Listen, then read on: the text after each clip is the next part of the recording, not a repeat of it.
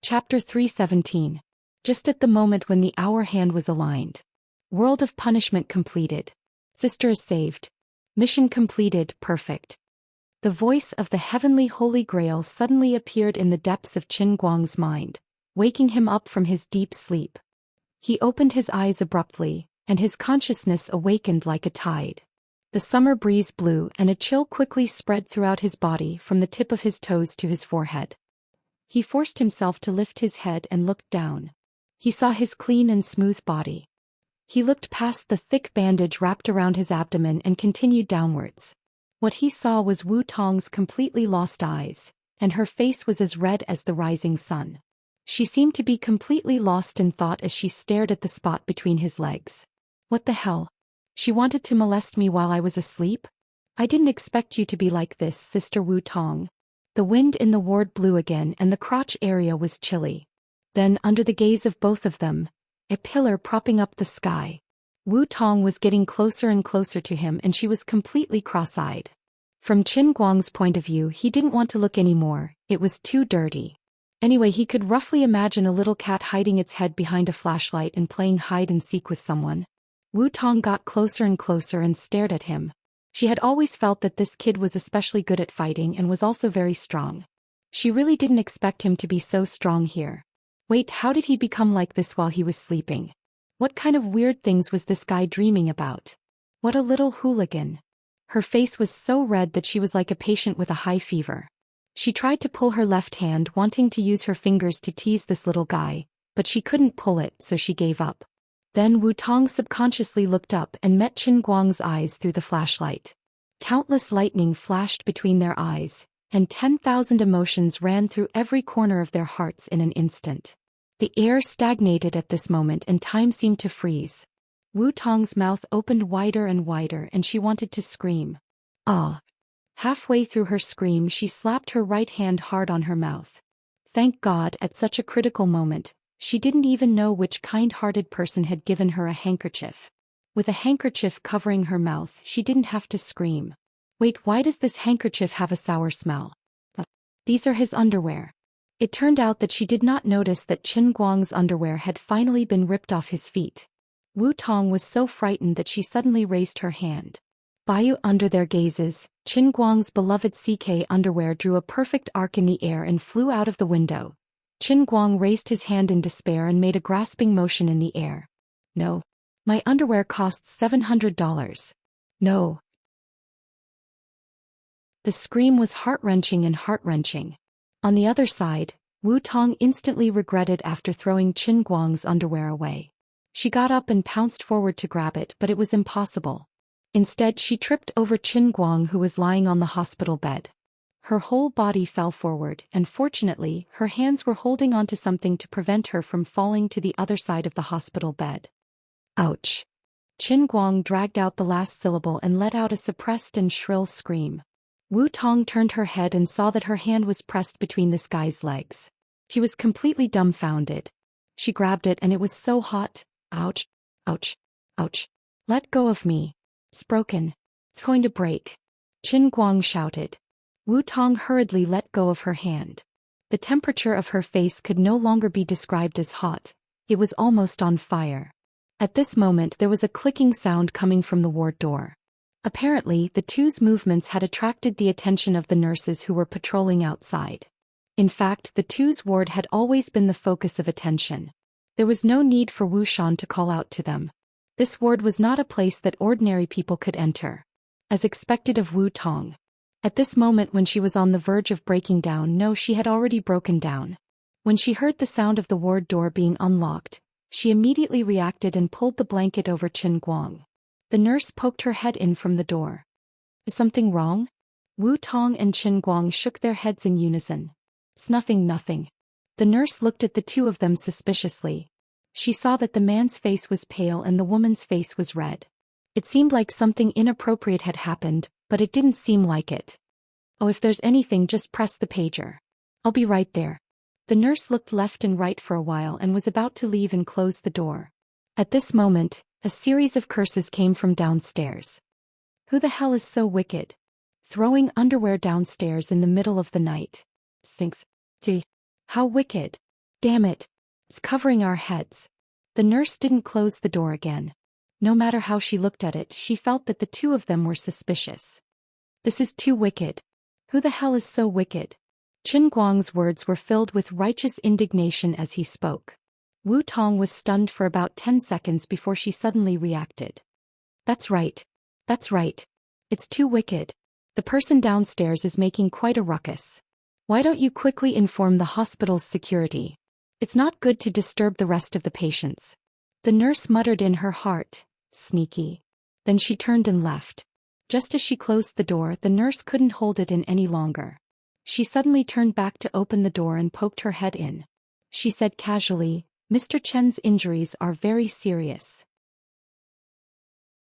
Although the medicine we use doesn't have any side effects, it's really not suitable for him to do any strenuous exercise. She finally left. Strenuous exercise. Female comrade, why are you so knowledgeable? Can you be a little more dignified? It's not what you think at all. Hearing the footsteps getting further away, Wu Tong heaved a sigh of relief. Then she turned her head and saw Qin Guang's strange expression. The huge tent on top of the blanket finally collapsed again. Listen to me. It's not what you think. Wu Tong blushed and waved her hands. Qin Guang's mind was filled with many thoughts. No matter how he thought about it, he realized that he didn't know how to face her. So he smiled decisively. It's fine, I don't mind. Please continue, don't stop. What are you thinking? I'm helping you wipe your body. Don't you think it stinks? So what if you're dirty? You're a patient. Patient. You're injured because of me. I'm your sister, the person you saved. I'm obligated to help you clean your body. Wu Tong said agitatedly and waved the handkerchief in her hand. Didn't you say that you can't let go? Qin Guang smiled awkwardly and quickly reached out to hold Wu Tong's left hand. Yes. It's a little itchy. The water in that stupid pool is quite dirty. Then continue. Wu Tong blushed again. Nodding his head, Qin Guang replied, Yeah. Please continue. Close your eyes. I'm embarrassed. Wu Tong tried to pull the quilt away, but she couldn't muster up the courage. When Qin Guang heard that, he obediently laid down and closed his eyes. After that, he felt the quilt was pulled away again. There was a cold feeling between his legs. It was very embarrassing, but his heart felt inexplicably comfortable. Wu Tong also felt very embarrassed. She held the towel with her right hand and stared at him with her almond-shaped eyes. It's drooping. It's not easy to wipe it. Let go of my left hand. I'll hold it with my left hand. All right, there's no need for that. You sure move fast. Perhaps it was torture or perhaps it was enjoyment. After 5 minutes, Wu Tong finally covered herself with the quilt. At this time, Qin Guang's face was also red. During this period, he secretly opened his eyes several times and saw Wu Tong's shy look. So embarrassing.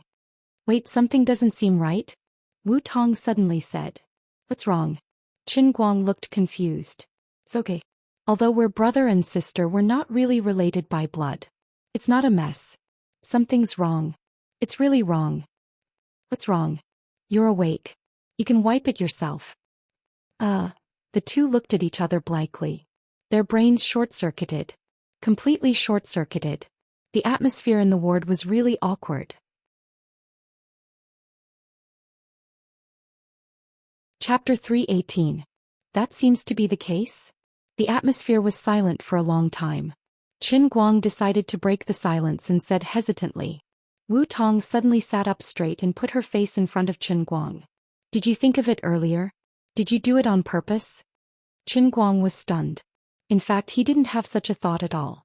Since he woke up at midnight and saw everything that happened in front of him, his brain was basically in a state of paralysis. But looking at Wu Tong's embarrassed and resentful look, he didn't know what was wrong with his brain, but he actually agreed. All right, I did it on purpose. Wu Tong suddenly smiled and stared at him with a pair of charming eyes. Perverted brother. Faster thief. Look at your expression, are you going to eat me? Bah. My shoulder hurts. How could I not say it on purpose? You did the right thing. You spoke righteously and justifiably. Please don't doubt yourself and please don't question my character. That's right, but you didn't even remind me. I short-circuited again. Anyway, you're a perverted brother. All right. Perverted brother then, whatever you say. Sai, I'm 5 years older than you. Wu Tong moved closer to Qin Guang and looked at him for a long time. Suddenly she felt bored and lay down. Qin Guang really wanted to say out loud, 5 years older than you is nothing. But even he didn't seem to believe it. It wasn't convincing. Wu Tong lay on her bed with a sluggish face. Her left hand was still tightly holding onto Qin Guang's right hand. Her mind was in a mess. By now she could be completely sure of one thing. From the first day she met this guy, she was likely to fall into his trap. Although it was somewhat inexplicable, although there was no reason, the fact was right there. She had fallen in love with this guy for no reason. She had always wanted to struggle and get rid of him, but she couldn't do it no matter what. Every time she saw him she wanted to be closer to him. Until now she was completely unable to extricate herself. Even at that moment, a terrifying and crazy idea appeared in her mind. What was more frightening was that she clearly knew the age gap between them, but she didn't have any will to resist. She didn't even have the courage to deny herself. He and I are really destined to be enemies. How could Wu Tong understand that the first time she had feelings for Qin Guang was indeed because she had been hypnotized by Liuli?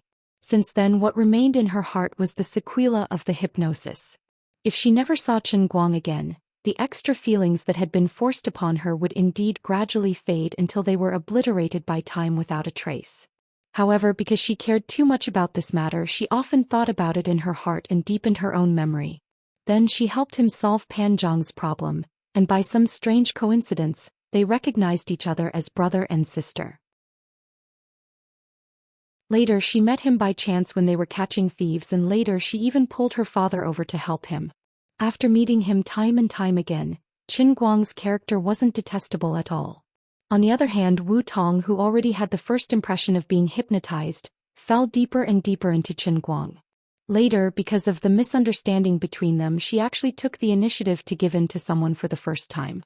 Until today, when Qin Guang hid her behind a wooden board and left alone with Sergio and the others, Wu Tong's feelings for him were set in stone. Otherwise, she wouldn't have done such a thing. She was actually bold enough to take the initiative to wipe his body. But why did he have to wake up? It would have been great if he hadn't woken up. Wu Tong gritted her teeth in hatred. Just as she was thinking about this, she suddenly clamped her legs together.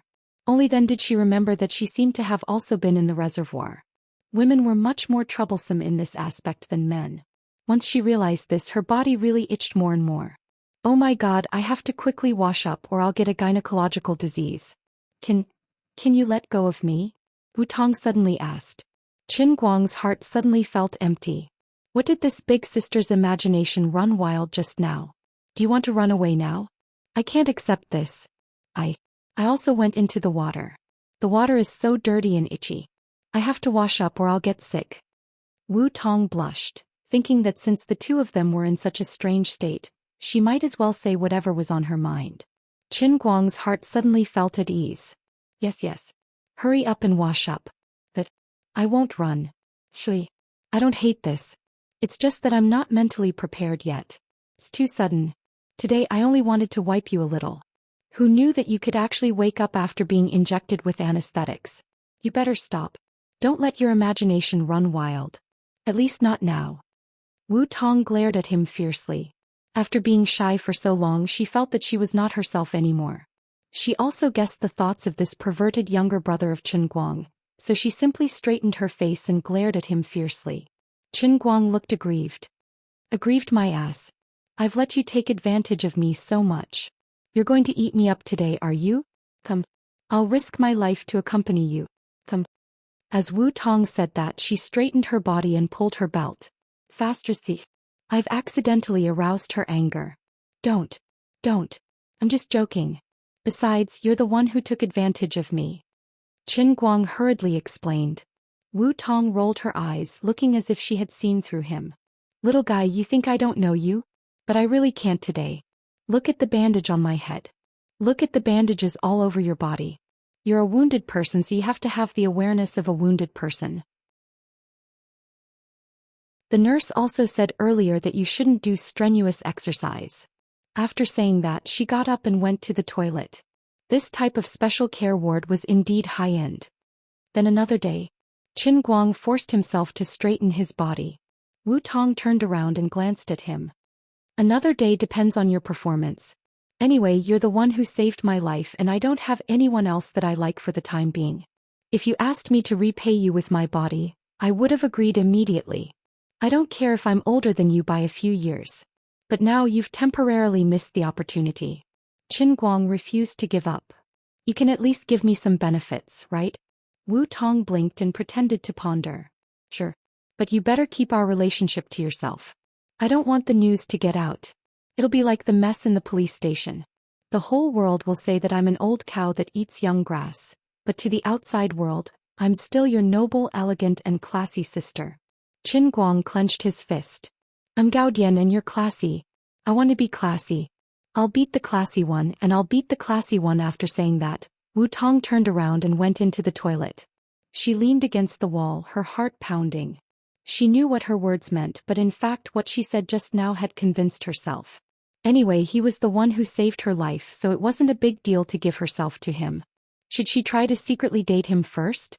Today in the hospital he was seriously injured and his head was full of bruises. Imagining two people covered in bandages fighting each other on the hospital bed, sweating profusely, and then being seen by a nurse who happened to come in for a ward round, this scene was simply too terrifying. Thinking of the two big bloody holes on his shoulders, and his muscles were almost torn, Wu Tong really couldn't bear to torture Qin Guang in such a situation. Forget it, I'm not in a hurry. I'll find a suitable opportunity to watch a movie with him first. Then I'll have a romantic candlelight dinner with him. Then I'll bring him home and decorate the room in a festive manner. I want a wedding room in a rural style. No matter what, I can't give up my first time on a hospital bed. Or should I go out later and let him do it with my hands? Isn't this a popular thing among boys nowadays? Wu Tong didn't know that she had overestimated Qin Guang. Chapter 319. Listening to the pitter-patter of water coming from the bathroom, he couldn't help imagining the scene of her washing a certain spot. Lord Guang expressed that he had completely lost control of his chaos power. Unknowingly, his Qilin arm had already flared up. He was rather impressed with himself. Indeed, the Qilin arm was the strongest technique in the world. F***K, he clearly didn't even have the strength to pick up chopsticks after being shot in both arms. But by the time he reacted, his Qilin arm had already grasped the dragon vein. No way. No way. I'm an injured person. I can't do this to myself. I've clearly come to a realization, so why can't I control my body at all? I must be possessed by a demon. He forcefully raised his hand, affecting the injuries on his shoulders. His shoulders were clearly starting to hurt, but his hand just couldn't stop. Who can stop my Qilin arm that's out of control? Qin Guang roared in his heart as he felt his mouth dry to the point that smoke was about to come out of his throat. Thank you, the nurse, for pouring me a cup of water. Let the old man drink some water to calm his nerves and suppress this evil chaos power. Qin Guang was dumbfounded when he entered the world in the cup. F***K. I never expected that I would enter the world in the cup when my Qilin arm flared up. This is going to kill me. Lily, please save me for the third time. The old man is going to die of ejaculation. Just as he roared in his heart, Qin Guang saw Lily, who had transformed into a black pearl, sleeping soundly about 10 meters away. She had first scanned out the 3D model and then forcefully overdraft her powers to help Qin Guang open the heavenly Saint Grail. Lily had indeed expended too much energy. Therefore she was currently in a deep sleep, and it was a deep sleep after her transformation. At this moment she was completely naked. Although your afro is very unsightly and your charred body is terrible, this is the first time I've had the opportunity to see such a great benefit. Riches come from danger. The bold are stuffed while the timid are starved. Qin Guang decisively moved to Liuli's side. This was a rare opportunity. She looked like a piece of charcoal from afar, so he had to get closer to take a look. 10 meters. 5 meters. 3 meters. Thank God, thank Earth, thank fate, let us meet. Although you look like you are wearing black stockings, your figure is really explosive. Not good. The dual Qilin arms were undone. Instead of asking for help, he was courting death. A terrifying suction force suddenly attacked him from behind. Before Qin Guang went in, he only had one thought in his mind. Am I really going to die this time? What the hell is waiting for me this time? I've never panicked like this before. It wouldn't really turn into the Qilin arm realm, right? Damn it, be reasonable. Normal people wouldn't be able to accept such a setting. Then Qin Guang hit the water with a splash.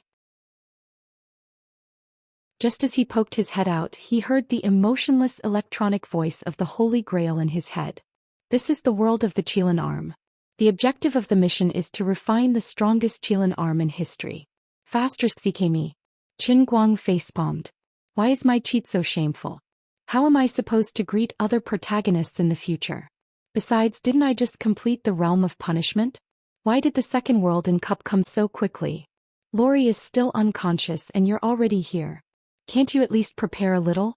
No matter how unreasonable you are, you still have to abide by the basic rules, right? The old man was careless and fell into a trap. This world in cup is the reward world for the Redeemer after perfectly clearing the realm of punishment. There is no danger to your life. After clearing the stage, in addition to practicing the godly skill Qilin arm, you can also receive the power of the Holy Grail to quickly heal your injuries. The electronic voice of the Holy Grail spoke again. Obviously, after Lori was knocked out, the brainless voice of the Holy Grail took over Lori's role as a commentator. Reward? *CK. So that's it. Qin Guang really wanted to cry. He was cheated by Lori. That is to say, the realm of punishment is so big, how can there be no benefits at all? This is completely not in line with the identity of the Holy Grail. It's just that this godly skill Qilin arm sounds really cool, but I still feel like something is wrong. Qilin arm is named after the Redeemer's own imagination. It refers to the Redeemer's arm strength increase. The increase is about 50% of the Redeemer's current arm strength. The electronic voice of the Holy Grail came again. Qin Guang was overjoyed. Oh my god, I was really scared to death. I really thought I was going to practice the strongest Qilin arm. It's just an increase in arm strength. In this regard, Qin Guang was already familiar with it. When he first came out of the Sea of Time, the side effect of reaching the 8th immortal god heaven allowed his body to be reborn overnight, maintaining the standard that he trained in the Sea of Time. Now, the realm of this Qilin arm might still be at the level of seeing the spirit sky, but it is related to the reward of the realm of life, so it is definitely not simple. It is only natural that it can increase his strength. Besides, his arms were injured in the realm of punishment, and the muscles on his shoulders were shredded by the bullets of others. If the power of the heavenly Holy Grail could heal them, then it would be natural for it to strengthen them a little, just like the realm of the transient sea. This Qilin arm, I can have it. I just don't know how to train it. Pull-ups, push-ups. Although it is a bit cliché and boring, it feels good to be able to become stronger without recharging. I am already very strong now. If my arm strength increases by 50%, I might be able to challenge inner force experts like Second Uncle Wen. Tomorrow this brother will become a super fighter. The test of the Qilin arm is about to begin. Redeemer, please prepare. Under Qin Guang's expectant gaze, countless strange cylindrical objects that have been forcibly censored gradually floated up from the water. They densely covered the 100-meter radius of the cup world pool like grass. What the hell? Why do these things look so familiar? He lowered his head and looked at a certain part of his body through the water. Qin Guang slapped his face. Wash the motor. He walked away. After such a big detour, you let me go from despair to hope, and now you instantly extinguish my hope. What's with this joke? I can't play this game anymore.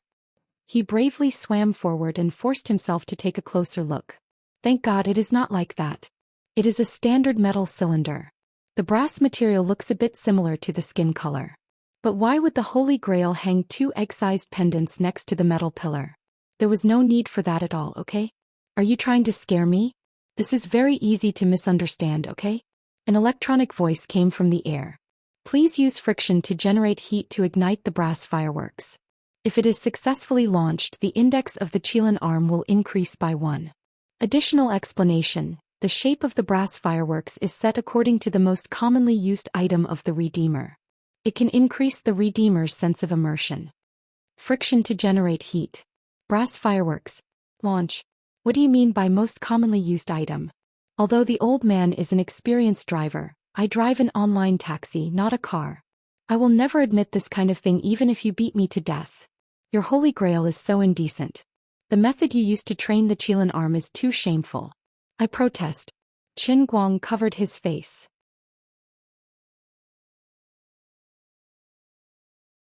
Chapter 320. In a sense, the normal training method for the Qilin arm was indeed like this. However, the twists and turns really tortured his heart. Fine, I'll just accept my fate. This is much better than what I was worried about at the beginning, where I would die of exhaustion.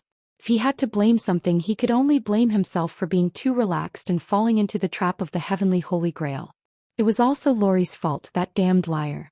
There was clearly such a huge reward after completing the punishment realm, but in order to make him ignore Wu Tong, she actually lied through her teeth.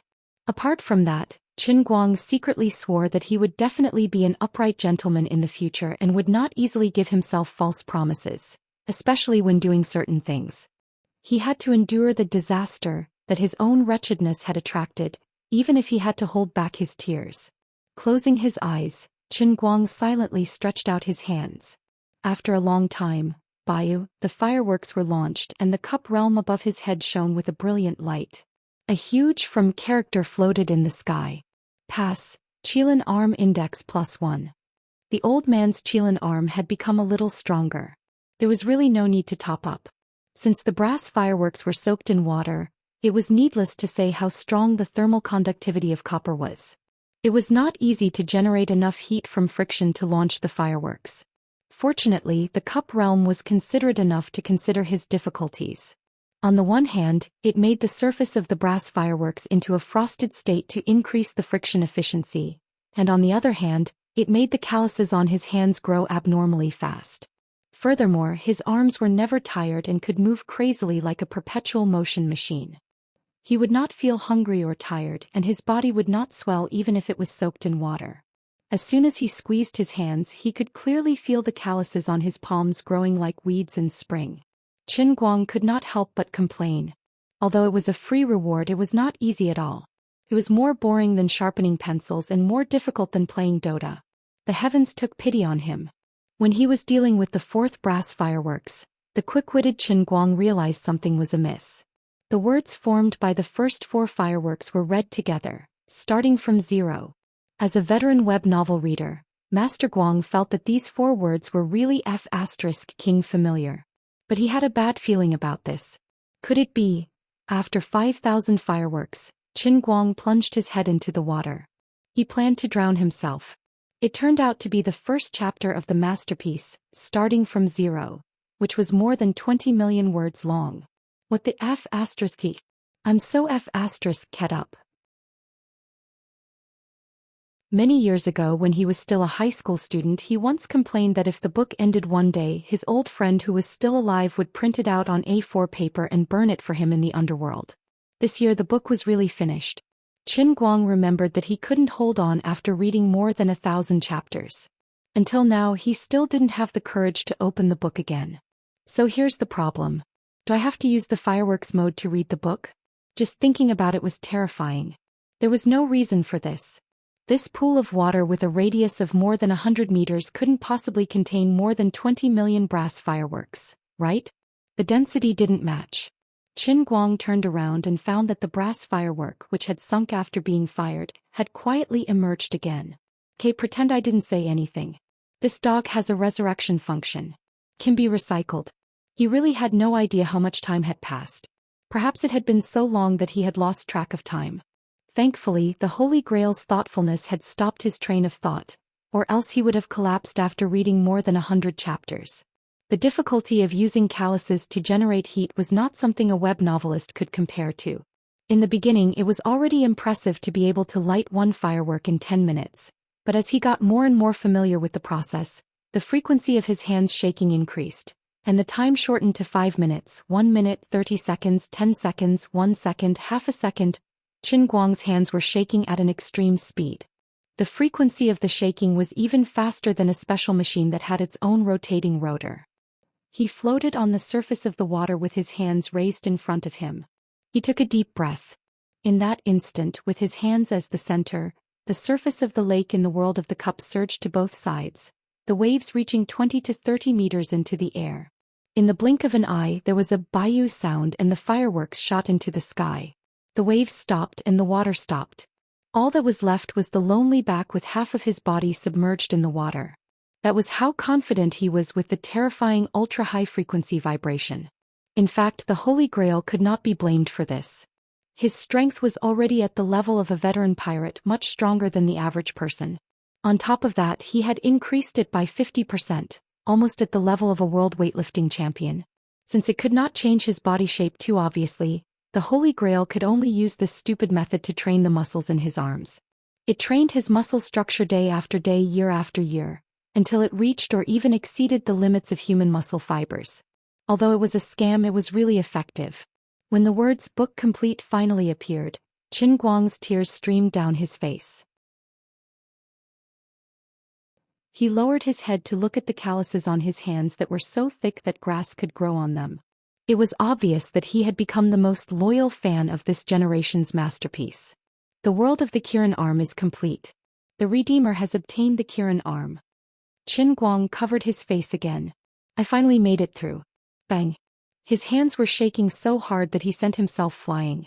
Due to the fact that Liuli was still unconscious, Qin Guang did not stay in the cloud sea for a second after leaving the world within a cup. In the blink of an eye, he had returned to the real world, maintaining the state of holding the cup in one hand and the pot in the other. 1 second. 1.5 seconds. In any case, by the time he came back to his senses, the Cyan Eye's white dragon had already fired its destructive white beam. Damn it, can my hands not tremble? Although there was no longer any pain in his shoulder, he only felt that he had endless strength. But what did it mean that he couldn't stop shaking? Qin Guang hurriedly moved his hands away and looked at the wet bedding. He wanted to cry, but no tears came out. He pulled the quilt over with his right hand and decisively decided to dry himself. His left hand placed the cup on the bedside table next to the bed. There was another loud bang. Half of the cup sank into the bedside table made of laminate. The high-frequency vibration was really scary. Can I still use my hands? Qin Guang's face was broken. He laid on the bed and put his hands in front of his eyes. He squinted his eyes and looked at them carefully. On the surface, it seemed that his hands were not moving at all, but he knew in his heart that his hands were vibrating at an extremely high frequency that the naked eye could not capture. There was simply no way to stop. Buzz, buzz, buzz. A mosquito that did not open its eyes flew toward him and was about to feast on the back of his hand. In the next instant, the mosquito was shaken into powder. It was too tragic, too tragic. At this moment, the bathroom door suddenly opened. Wu Tong had already changed into a patient's gown and was holding onto her clothes. She stuck her head out and saw that Qin Guang had already sat up straight. She blushed and walked over. She threw her clothes on the bedside table. Qin Guang casually glanced at her and saw that her underwear and underwear were all wrapped together. It was clear that her underwear was a vacuum cleaner and there was nothing inside.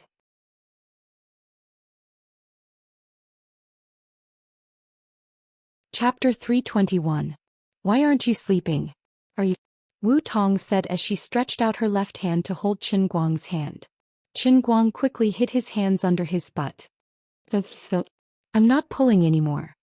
What would happen if she managed to hold his hand? She could suffer a comminuted fracture at any moment. The bed started to shake.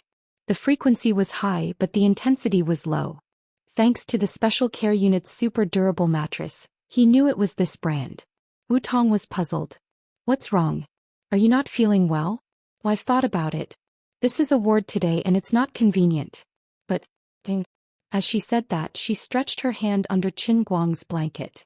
She was really going to do what she had decided in the toilet. Qin Guang stared at her. He wanted to stop her but did not dare to take his hand out. His butt was hurting badly but he had to hold on. Don't. But it was too late. She had already touched the wet, sticky mass. Wu Tong was also confused. She took her hand out and sniffed. It smells fishy. Qin Guang wanted to cover his face again, but he remembered what happened before he left the world in the cup. He did not dare to do so. His face was not as thick as his butt. With the frequency and intensity of the shaking, his cheekbones would definitely break if he touched his face. I was going to help you with my hand but you're not doing your best. You can't blame me for that. Wu Tong was pleased. Since she had already made up her mind, she was able to let it go. She was indeed a tough woman. Virgin. Just thinking about it is enough to cause an avalanche? Qin Guang nodded. Yes. What a coincidence. I'm also a virgin. Wu Tong grinned. What a coincidence. Since we're so fated to meet and since you have guns in your hands, I'll reluctantly take care of the wounded. Don't let your imagination run wild. Please treat me as an honest police officer. As Wu Tong spoke, she grabbed a box of toilet paper and stretched her hand into Qin Guang's bed to clean him up. 5 minutes later. Comrade Wu Tong, can we talk about this? Can you take your hand away? I feel weird. Tired of it already? I think it's fun. No. I have another reason. It's very important, but I don't know how to tell you. Qin Guang was truly enjoying it, but his hands were trembling too violently. His butt was on the verge of exploding. He was in pain and happiness at the same time. The pain kept stacking and it gradually overcame the pleasure. Wu Tong looked at his serious expression and couldn't help but feel disappointed. I'm really not sick of it. It's just a special situation today. Let's continue another day. Qin Guang caught onto her emotions and immediately comforted her. Wu Tong finally stopped. All right, another day it is then. I clearly feel that there's movement again. That night, Qin Guang slept on his side. He didn't dare to place his hands under the blanket, so he placed them outside. In any case, he didn't have to be afraid of mosquitoes. My butt hurts. I don't even need to look at it to know that there are 2 patches of bruises. Behind him, Wu Tong had unknowingly moved closer to his back. He didn't know if she was really asleep or pretending to be asleep, but her sleeping posture was terrible. She hugged Qin Guang's back like an octopus. Qin Guang could only use his back and his healthy buttocks to firmly press against Wu Tong's chest and stomach. On the other hand, he desperately stretched his hands out of the bed, not daring to let her touch his hands. When will this super mighty tremor stop for me? Originally, this was a great opportunity for him to grope her, but it seemed that he couldn't use his hands now. If it wasn't for this lousy matter and Wu Tong's shameless behavior, Qin Guang would have at least had a taste of her. He felt sorry for himself. But there was another soft paw sound on his fingers. It was like the electric sparks from an ultraviolet mosquito killer. Another poor little life left the world. The excitement gradually faded and the anesthetic hit his heart again. Qin Guang's eyelids became heavier and heavier. Thank God for the anesthetic. Otherwise he would definitely not be able to sleep today. Wu Tong was actually stunned. Under normal circumstances, she should have known that with the injuries on both of Qin Guang's shoulders, he wouldn't be able to sleep like this. But at this time she was not normal. She walked between life and death. It would be a lie to say that she wasn't tired. Her brain was also moving slowly. She really fell asleep. Hugging her brother's big doll, she slept peacefully like never before. The next morning, Wu Tong woke up first. She comfortably twisted her body and pressed her face against the big doll. It was warm, fleshy, and made of real leather.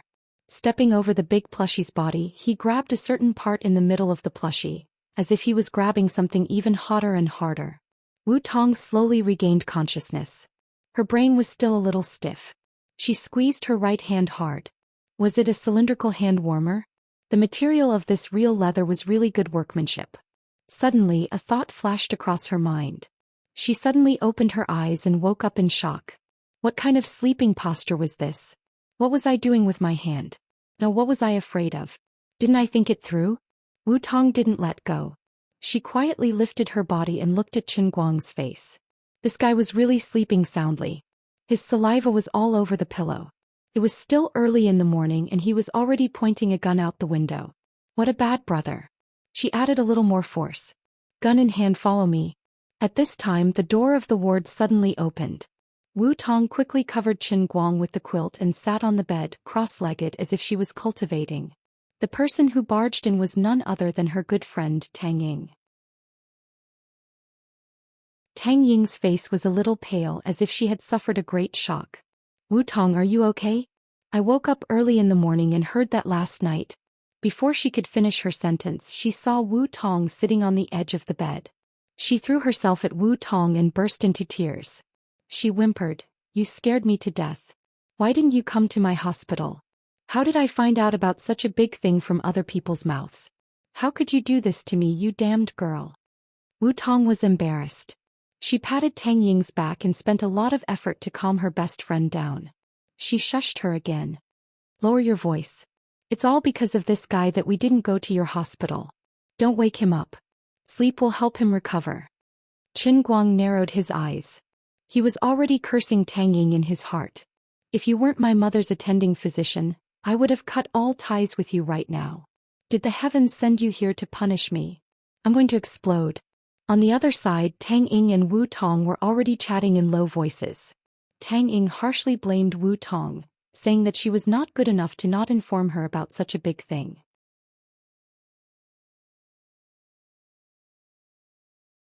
Chapter 322.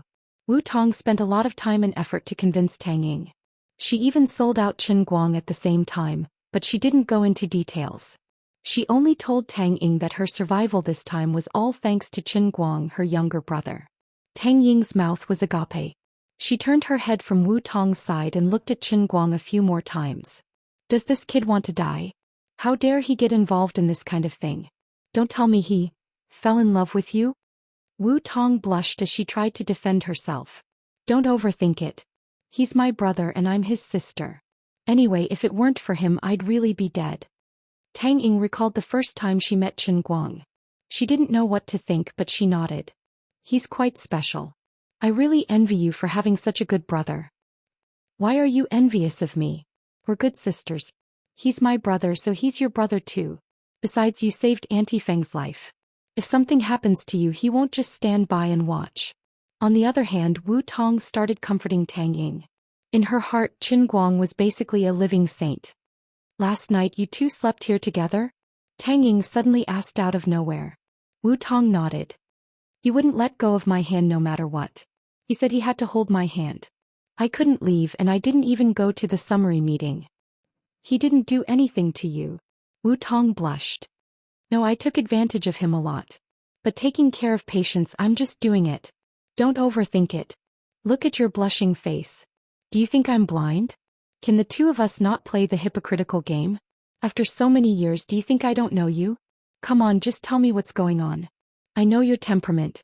You'll tell me sooner or later. Why don't you just admit it now? That's right. What's wrong with you? Tang Ying said softly. She was happy for Wu Tong, but at the same time she felt a sense of loss. I knew I couldn't hide it from you. But I'm 5 years older than him. Yeah, you're much older. But what does it matter? I couldn't care less about what would happen in the future. I was determined to be an iron-blooded police officer. Who knows when I might die for the country? I didn't want to leave any regrets. I don't care. I've already made up my mind. Wu Tong said resolutely.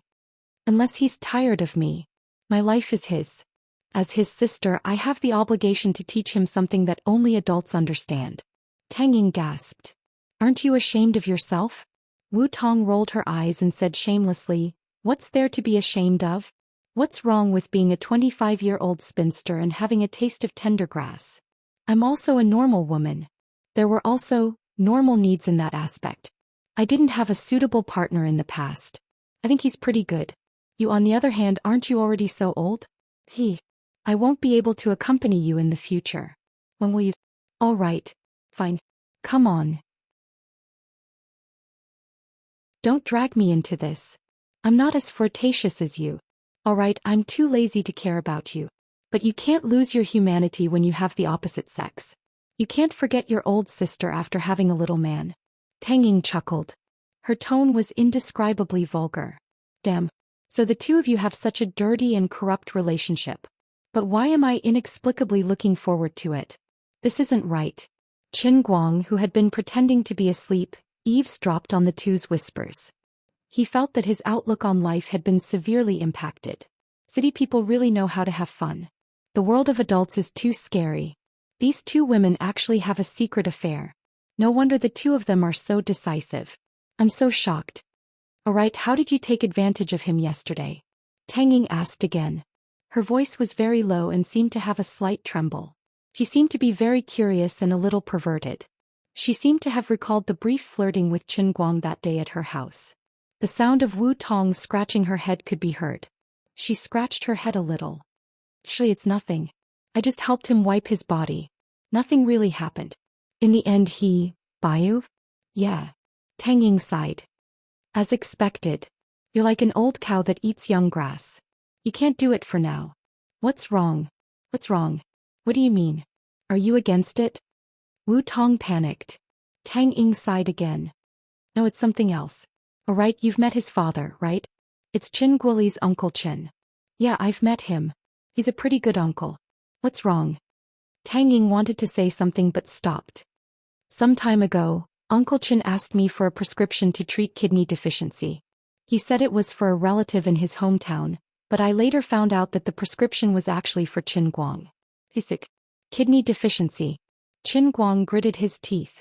He wanted to smash his fist into her ribs. Can they still have a pleasant conversation? Why did the two of you suddenly become like this when you were just chatting nicely? Can you not touch a sore spot? That's not what happened at all. What made him even more depressed was that the topic of their conversation immediately shifted to Qin Guang's kidney deficiency. Last night he had only heard the shower sound, and had taken action within 5 minutes, which had become irrefutable evidence in their eyes. The two of them immediately hit it off. One was the self-proclaimed attending physician of Qin Guang, and the other was the self-proclaimed sister. Both of them decided to save this young and pitiful man who had lost his footing.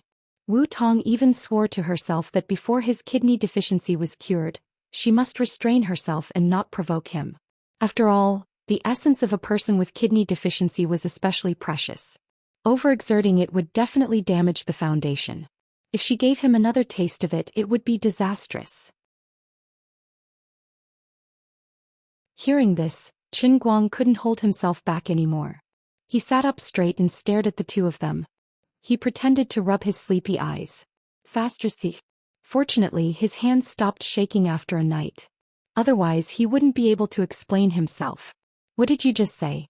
Kidney deficiency? Sister Tang Ying? Why are you here? Faster, see. Don't tell me the two of you are saying that I have kidney deficiency. Qin Guang prided himself on his acting skills. He couldn't let the two of them know that he had woken up. Did you hear that? Wu Tong blushed. She immediately put on the attitude of a big sister and patted his head. Don't be sad. It can be cured. Tang Ying looked at him from the side. I still say the same thing. You're still young. Don't give up on treatment. What the F***, CK? I really don't have that problem. This. If you don't believe me, let me have a checkup. Qin Guang really wanted to find a rope and hang himself. Tang Ying continued. Actually, it's hard to come up with an accurate conclusion about kidney deficiency using Western medicine's theory. After all, for normal people there are long and short periods. A short period of 10 seconds is normal, and a long period of half an hour to an hour isn't an exaggeration. Everyone's physique is different, and the checkup won't be able to tell the difference. You don't have back pain or weak legs, so the checkup results will definitely show that you're fine. Then why did you insist that I have a kidney deficiency? Qin Guang continued to protest.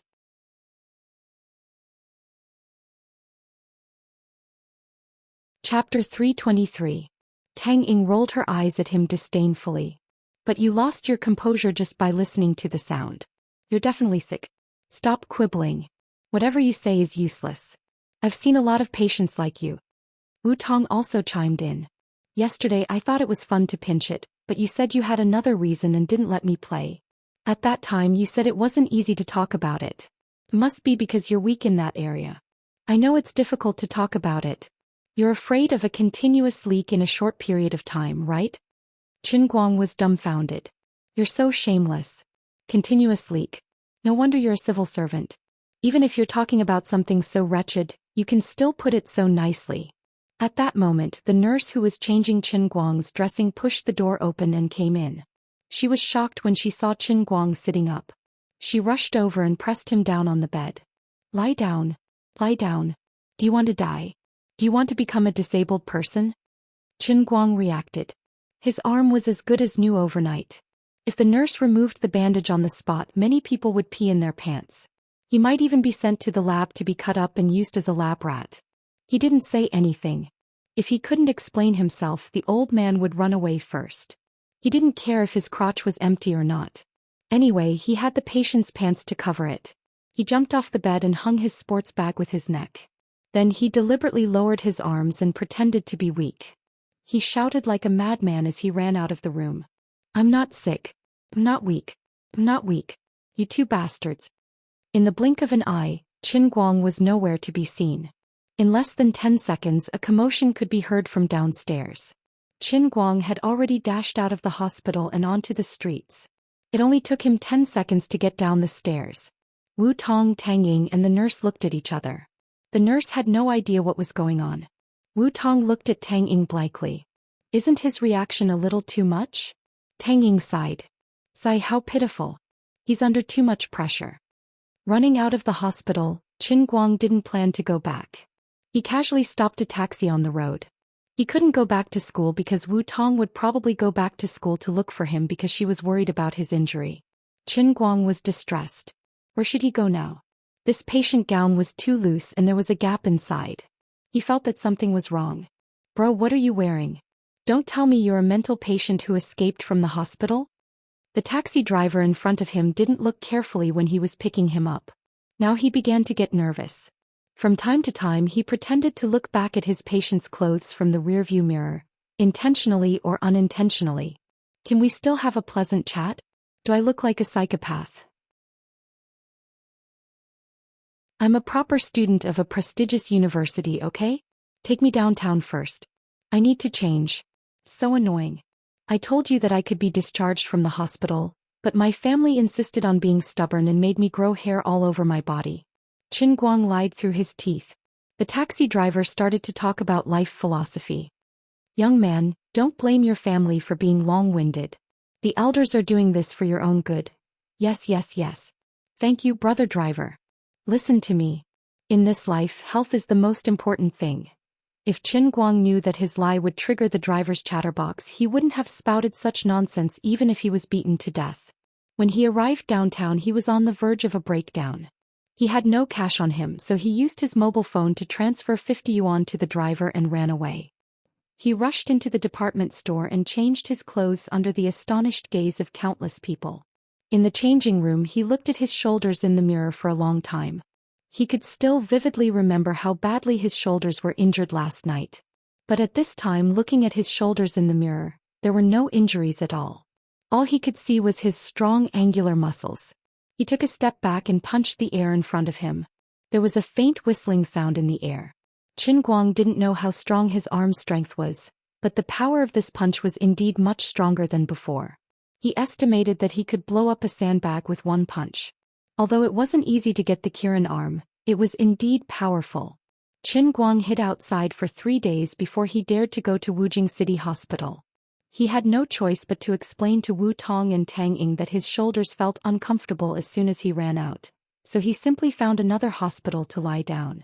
The two asked him which hospital he was in. Of course, Qin Guang wouldn't tell them. He only said that his heart was hurt and that he needed to think about his life alone. As for his parents, it was another set of excuses. Qin Guang only told his father that he went to find Jiang Yage and would be back in a few days. As for how to comfort his mother, it was his father's business. Anyway, Jiang Yage had taken countless scapegoats. There was no harm in taking one more. It was easy to persuade his classmates. It was summer vacation time, so everyone had to go home one after another. After talking to his 3 grandchildren on the phone, they left Wujing according to the original plan the next day. Sun Xiaoxuan insisted on seeing Qin Guang, or else she wouldn't even take the plane. Qin Guang had no choice but to sneak back to the school and drive his car. He personally sent Sun Xiaoxuan to the airport and let her see his healthy body. Only then did he appease her. Wu Tong looked for Qin Guang for 2 days, but she couldn't find him. She had no choice but to return to Wenxing. Her commendation had been announced. Although she still held the position of a branch captain, her administrative rank was directly promoted to the deputy director of the Wenxing branch. With her background, this meant that she had taken the first step to a meteoric rise. At the age of 25, she became the deputy director of a township branch, deputy section chief, and a first-class supervisor. She also had such a great credit on her back. In the future, as long as Wu Shan didn't fall and she didn't make any principled mistakes, no one could stop her from rising. Wu Shan was also happy. Of course, he wanted to promote Wu Tong's position as soon as possible so that his precious daughter wouldn't have to charge in the front line all day. Now that it was justifiable, no one could say that he, Wu Shan, practiced favoritism and made an exception to promote his daughter. Could you? Why don't you try to defeat 7 bandits by yourself? Although Wu Shan didn't have more opportunities to thank Qin Guang in person, he asked Wu Tong to pass the message to him. Anyway, he owed Qin Guang a big favor and he would be family in the future. In addition, Qin Guang received another 200,000 yuan as a Good Samaritan award. If it was in the past, the poor old man would definitely jump 3 feet high. But now he had so much money in his bank account that he was too lazy to count it. He could only ask Wu Tong to collect the money on his behalf and transfer the money to his bank card.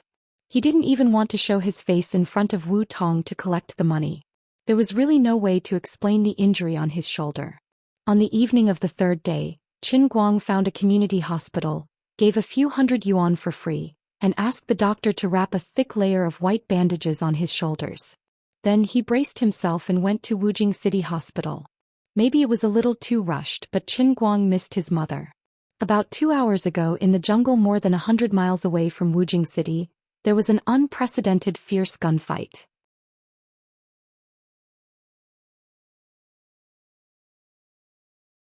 Chapter 324. The anti-tracking ability of World Number 8 and his men was indeed terrifying, but what was even more terrifying was the team led by Xuelin. They were as vicious as a viper and as sharp as a hunting dog. World Number 8 and his men tried their best, but they were still bitten by them. The intelligence capability of the Chinese military was fully revealed. Terrorists who dared to break into China would be severely injured if not killed. Everyone else died and World Number 8 lost a layer of skin. Apart from World Number 8, the others were all executed. Everyone had the right to punish these bandits. Their existence was a hidden danger, and they dared to enter China's territory. The military's attitude was extremely firm. If you dare to come, we dare to fight. If you come, we must fight. If you fight, we must win. This was the unshakable principle that the Chinese military had adhered to for decades.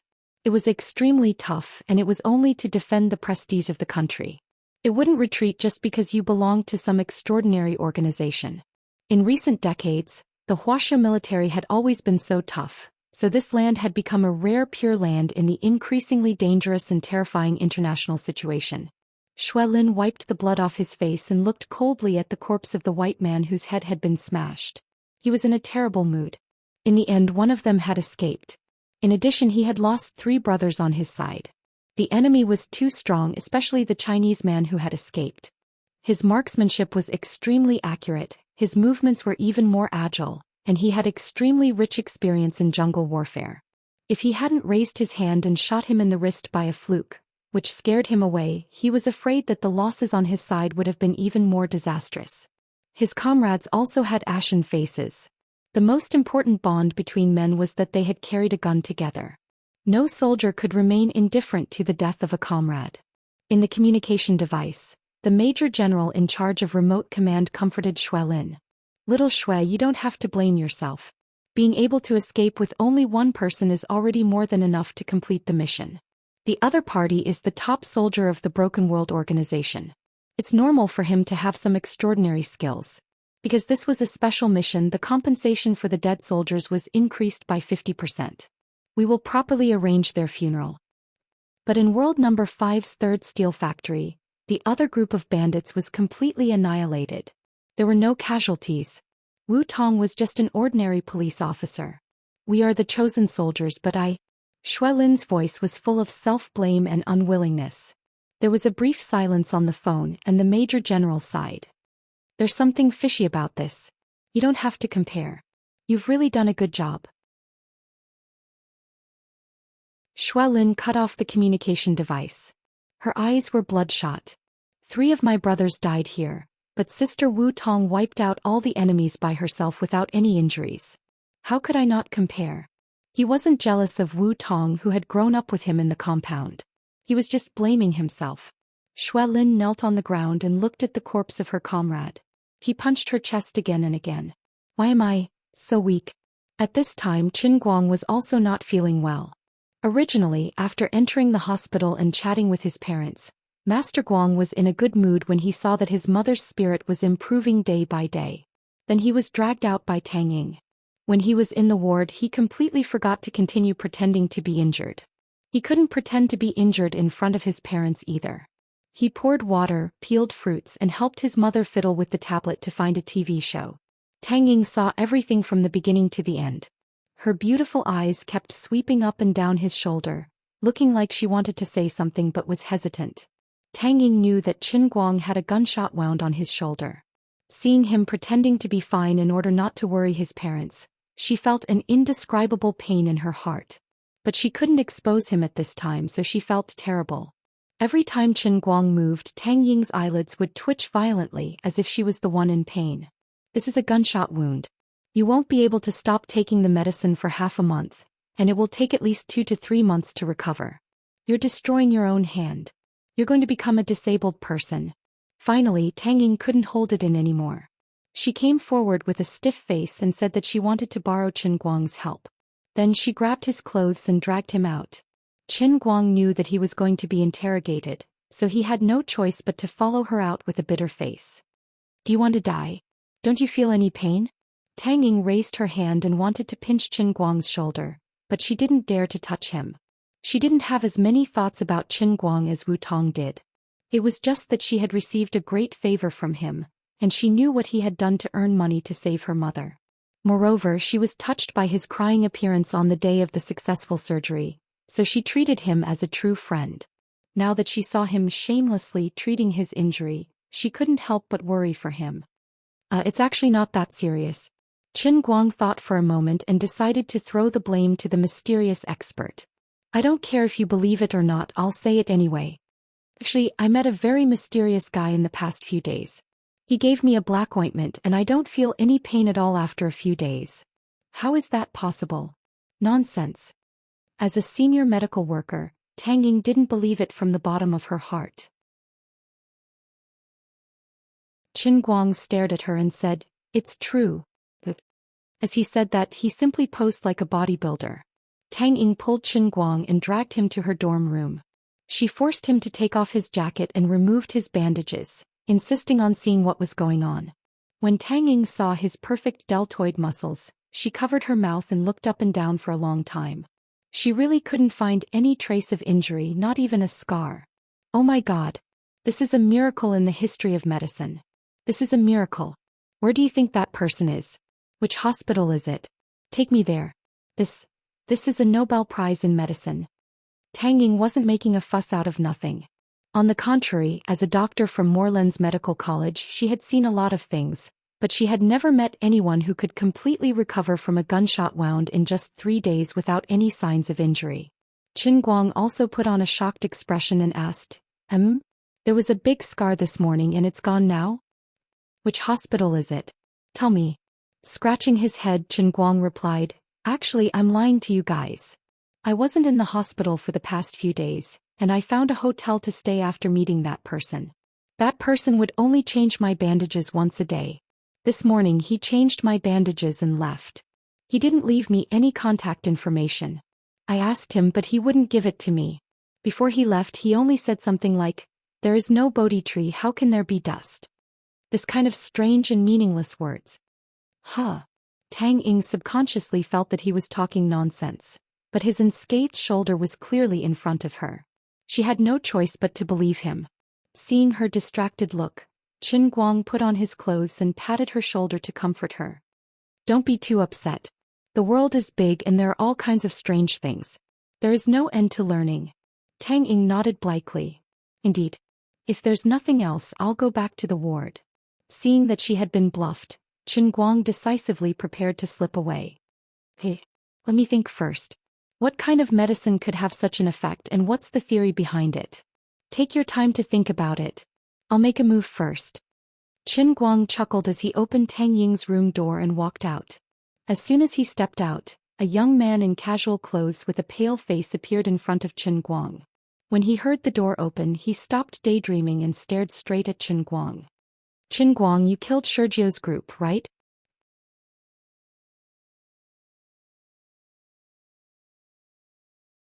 Chapter 325. Qin Guang suddenly stopped in his tracks. He turned around to look at the young man with narrowed eyes. He smelled a familiar scent from this person, which made him exceptionally vigilant. That's right, he smelled blood just like he did in the transient sea, as if he had just killed someone not long ago. The other party's words were too straightforward and caught him off guard. Qin Guang quickly became alert. Could Sergio's accomplices have found their way here? What about my parents? A terrifying killing intent swept out from his body in an instant, and the air seemed to freeze at this moment. Don't be nervous, I'm not an enemy. I'm Xuelin, a childhood friend of Sister Wu Tong. I'm a soldier, Xuelin spoke again. Xuelin opened his mouth again. He realized that he couldn't continue acting tough, otherwise he might really die. The moment he was enveloped by Qin Guang's murderous intent, he couldn't help but feel his hair stand on end even with his experience in battle. Qin Guang's murderous intent retracted instantly. Soldier, why are you looking for me? How those people died has nothing to do with me. I'm just a good citizen who happened to be in the right place. You can just lie to others about this. There's no need to resort to insinuations. I've been following Sister Wu Tong since I was 3. How can I not know how capable she is? I don't expect you to admit it because it's not important. It's fine as long as I know you killed Sergio's men. I smell a familiar scent from you. You're the same kind of person as me. Your hands are also stained with blood. Qin Guang spread his hands. What you think is none of my business. Goodbye. Qin Guang had already made up his mind that he wouldn't admit it even if he was beaten to death. For the military to come knocking on his door so quickly, he couldn't rule out the possibility that they've taken a fancy to his ability. What kind of joke is this? I'm a millionaire, alright? Do I have to go and live my life like you guys? Although I'm somewhat patriotic, I'm not that enlightened. I'm busy dealing with the heavenly Holy Grail and don't have the time to protect the country. I don't have the time to protect the country with you guys. At most, I'll just wait until I become the owner of the heavenly Holy Grail. A random decree can guarantee China's safety for 10,000 years. Stop. Seeing that he was about to leave, Xuelin became anxious. She suddenly said from behind, other than Ninth Brothers group, the bandits were split into 2 groups. There was another group led by another warrior of the Shattered World, 8th Brother. I led my special forces in pursuit. The other bandits were killed by me and my comrades, but 8th Brother managed to escape. Qin Guang stopped in his tracks. So you're here to remind me? Will they take revenge on me? Xuelin shook her head. No. They probably won't find you, but they might find Sister Wu Tong. That might not be the case. Uncle Wu kept the news under wraps. He only held a very small commendation ceremony in private. At that time, the police issued a gag order. There's no such thing as an impenetrable wall, right? Qin Guang asked. Xuelin nodded. Indeed. What do you mean? Don't you want to completely eradicate that world breaker you mentioned? Wu Tong will be in danger at any time. Xuelin shook her head again. No, Sister Wu Tong's status is extraordinary.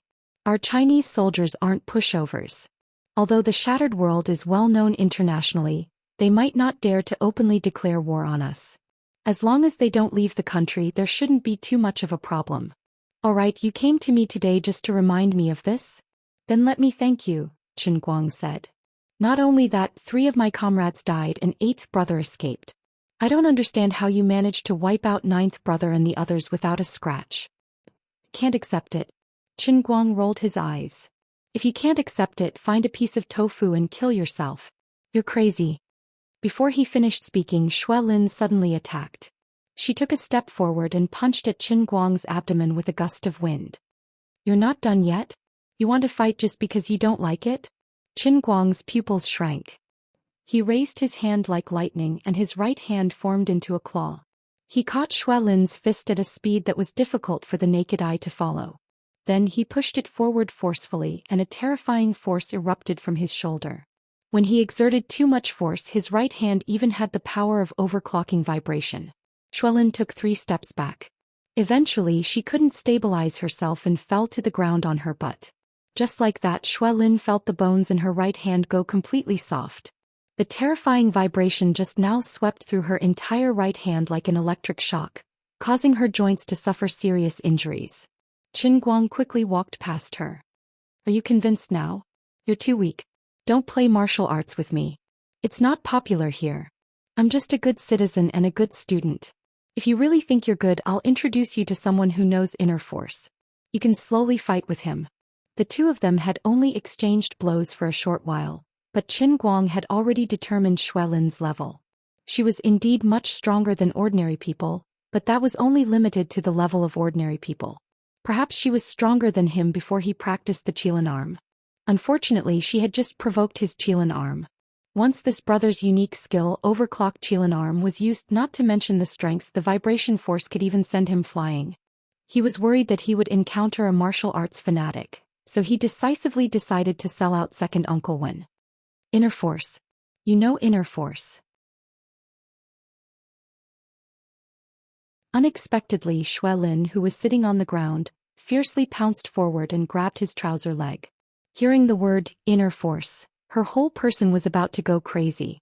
Qin Guang forcefully pulled back. Rip, half of the trouser leg was gone. Faster, see. That's enough.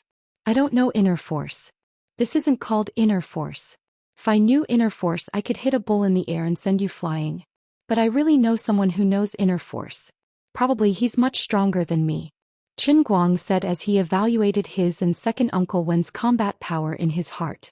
Not to be boasting, he could probably live for about 5 seconds in the past. Now with the Qilin arm, he could probably live for about 10 seconds. Where's he? I want to be apprenticed. I want to learn. Xue Lin shouted. Aren't you very unconvinced? What do you mean by apprenticing? Qin Guang stared. Xue Lin gritted her teeth. I have heard the legend of inner force since many years ago. I want to learn it even in my dreams. But I can't find anyone who knows inner force at all. How can I dare to challenge someone who knows inner force? Simply not on the same level. There's no one in the army who knows inner force? Qin Guang asked curiously. Xue Lin shook her head. No, at least I have never seen it. Qin Guang was puzzled. Wen and second Uncle Wen, 2 living people, were always around him. How come there was no one in the army? This was unreasonable. Qin Guang asked again. That's impossible, right? Is it because your status is too low that you can't get in touch with these things? Xue Lin pinched half of Qin Guang's trouser leg, stood up and shook her head fiercely. My identity. Anyway, there's probably a deeper reason behind it. But I really want to learn. Save it, I still want to learn, but they won't teach me. Qin Guang shrugged. That time in the woods behind the dormitory, second Uncle Wen had rejected her without hesitation. However, Wen seemed to have mentioned that she probably had the intention of teaching him, right? No, she seemed to have said that if he wanted to learn, he had to marry her. Then the psychiatrist said that she had domestic violence tendencies. In addition, why do I have goosebumps when I think of the scene of entering the bridal chamber with that tomboy? Forget it, I don't care if I don't learn inner force, I haven't lived long enough. Qin Guang couldn't be bothered with Xue Lin anymore and fled, leaving behind a young man with a lost expression on his face. Qin Guang didn't dare to return to the ward, but directly drove back to school. When he quietly opened the door, he saw his father stirring something, and there was a vaguely familiar smell coming from the ward. That's right, the long-lost vitality recovery soup, and it was the fortified version with 4 times the power. Mom's condition had stabilized and Dad's scientific research spirit had finally been reignited. The old man wasn't feeling well, so he left first. This thing must not be drunk.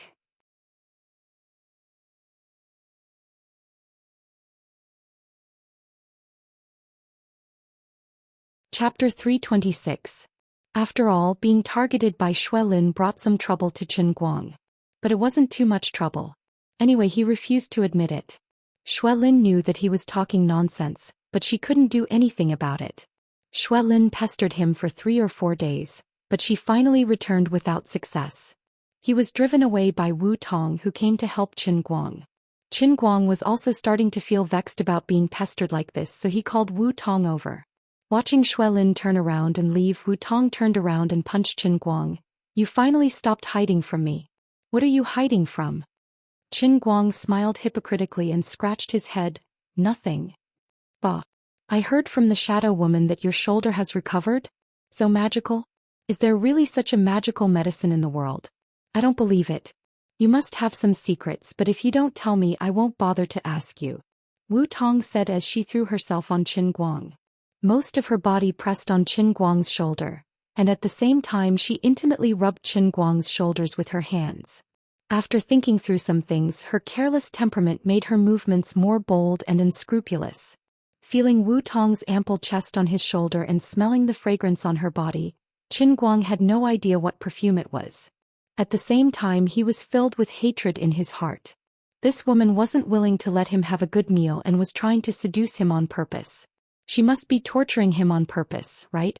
Sister, if you do this again I will be suffocated. Qin Guang gritted his teeth and said, praying in his heart, can you at least give me some real benefits? Wu Tong put her face in front of him, smiling without saying a word. I know what you are thinking. I will give you 2 words, don't even think about it. At least before you recover, don't even think about it. Well, I knew it would be like this. Don't give me a chance. Otherwise, I will let you taste the resentment of a 10,000-year-old virgin. I will make you hover between life and death, grabbing the railing and tearing the bedsheets. I won't tease you anymore. I still have something to do at the station, so I'll take my leave first. On my way here, the woman in the shadow called me again to complain. She said that I kept avoiding her questions. She had asked her friend to bring a new medicine from America. It had no side effects at all. It was a kind of health supplement. How about this? I won't harm you. As your elder sister, I'll throw caution to the wind to help you. As long as you obediently accept the treatment and take that medicine. I'll personally give you a sweet taste and help you do that with my hands. How about it? But if you don't listen, don't even think about it. Think about it yourself. Wu Tong whispered these words into Qin Guang's ear. Her warm breath caressed his ear, tickling it. Seeing that Qin Guang was rooted to the spot, Wu Tong smiled like a victorious general and left. Looking at her back, Qin Guang's heart was so tangled. Could it be that I can only accept this cruel reality? For the sake of sweetness, should I throw away my integrity or not?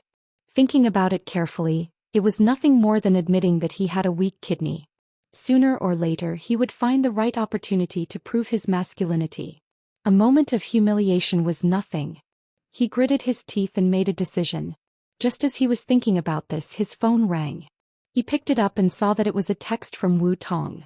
She added, "Oh yes, I've seen the medicine that Uncle Qin made. It's also very nutritious. We can't let it go to waste." Qin Guang's vision darkened. Tang Ying's imported health supplements and his dad's 4-fold recovery soup. How could he survive with both of them at the same time? The price was a little heavy. But for his sexual happiness he felt that he could fight for it. Such a strong will collapsed instantly after seeing his dad's super nutritious soup. It was too frightening. Looking at the jar full of all kinds of expensive Chinese medicine, as well as the lamb ribs and mutton that had completely changed color after being soaked in the medicine, he felt that he was about to have a nosebleed just by smelling it. Dad, you're really my biological father. Although I'm a sugar daddy, I'm still young. I don't consume that much energy. Can you not make me these things? The father and son sat on the rooftop. Qin Guang looked at Qin Guoli bitterly. Qin Guoli patted his shoulder. Let's not talk about these useless things. Didn't you go to see Jiang Yage a few days ago? I just saw the news on the internet. It said that Jiang Yage had a bad cold for the past 3 days and didn't step out of the house. Actually, I know that's all a lie. 3 days. A whole 3 days. Son, it's been hard on you. Qin Guoli looked at Qin Guang with tears in his eyes. *CK Dad, why are you looking at me like that? This is all *King coincidence, okay? I just hid in the hotel for 3 days, okay? Your son is clearly standing right here, so why are you looking at me as if I'm a half-dead person? Lin Fan thought to himself. Look at your face. You've lost so much weight. Qin Guoli was the same as Feng Rong. No matter what state Qin Guang was in, he would always say that he was thin the moment they met. How about this? I know you don't like to eat these things. I'll check on your condition later. If you don't show any signs of weakness, I won't make you these things anymore. But you have to eat this box. Why? You have to give me a reason. Is it so hard to build trust between people? Your son's physique is strong. How can he be drained so easily? Qin Guoli sighed again. Do you know how much this box costs? How much? More than 200,000. Did you see this ginseng? Just this one is worth more than 80,000. There are 6 or 7 other types of Chinese medicine of similar value. If they go to waste like this, won't my heart bleed? My biological dad. This is crazy. Completely crazy. Qin Guang was in a bad mood. Qin Guoli sighed. I can't help it. I had to ask a big favor to get this prescription. They said that it would only be effective if we used such a good medicine. They didn't earn any money from me. I asked someone else to find these herbs all over the country. None of them are fake.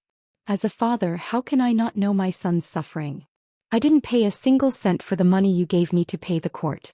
Your mother's illness doesn't need so much money anyway. Since it's just sitting there, I might as well spend more money to make up for it. It's taken from the people and used for the people. This is also an investment that can help you better serve your customers. But then again, how are you going to explain to Sun Xiaoxuan in your current situation? I think she's not bad. It's just your situation. Zai. Qin Guang's eyes widened. He looked at his father in a daze. He didn't expect his father to think so much in secret. He was really worried about his son. But then again, I'd rather you don't worry about this. Maybe I can live a little easier. In the end, he didn't have the courage to finish the 200,000 tonic soup on the spot. He just said that he would use it as a midnight snack. After sitting in the ward for another hour, Qin Guang decided to slip away. His heart was hanging by a thread as he held this thing in his hand. If he accidentally knocked it over, the 200,000 would go to waste. Thinking about it made his heart bleed.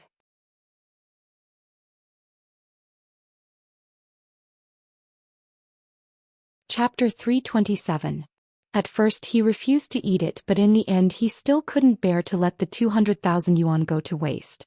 Forget it, my head is very hard, I won't die so easily with some nourishment. Anyway, I told my dad that this will be the last time, I really can't waste it.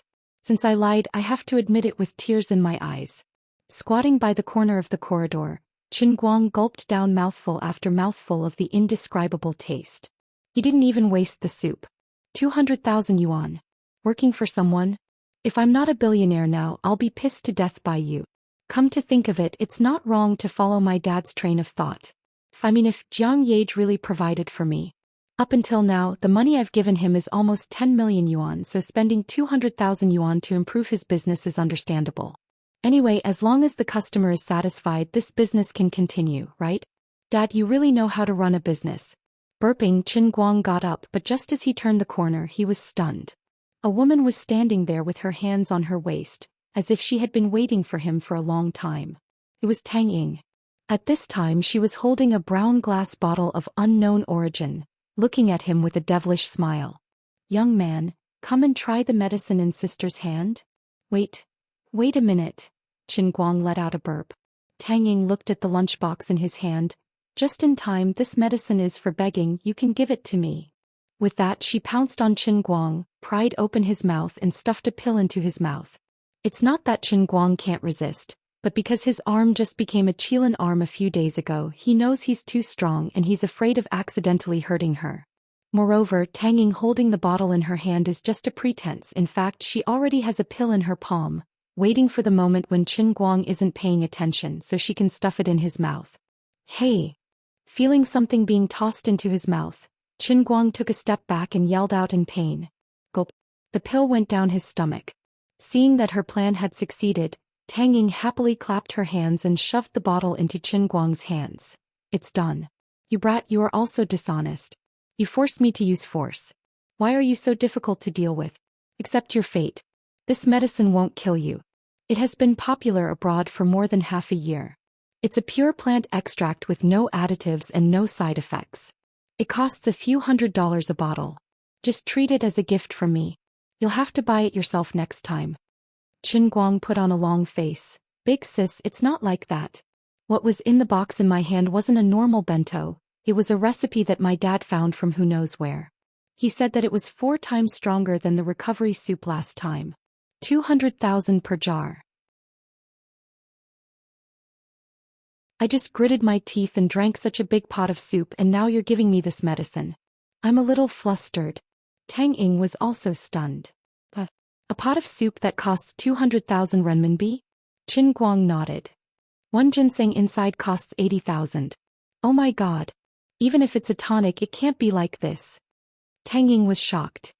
Puke. Spit it out for me. Qin Guang shook his head. No. It's 200,000 renminbi. I can't spit it out no matter what. Something bad will happen if you make it up. The tonic I made for you is also very powerful. Tang Ying panicked. Qin Guang still shook his head like a rattle drum. It's okay. My body is made of iron. I can handle it. Tang Ying saw that he had made up his mind and could only be anxious.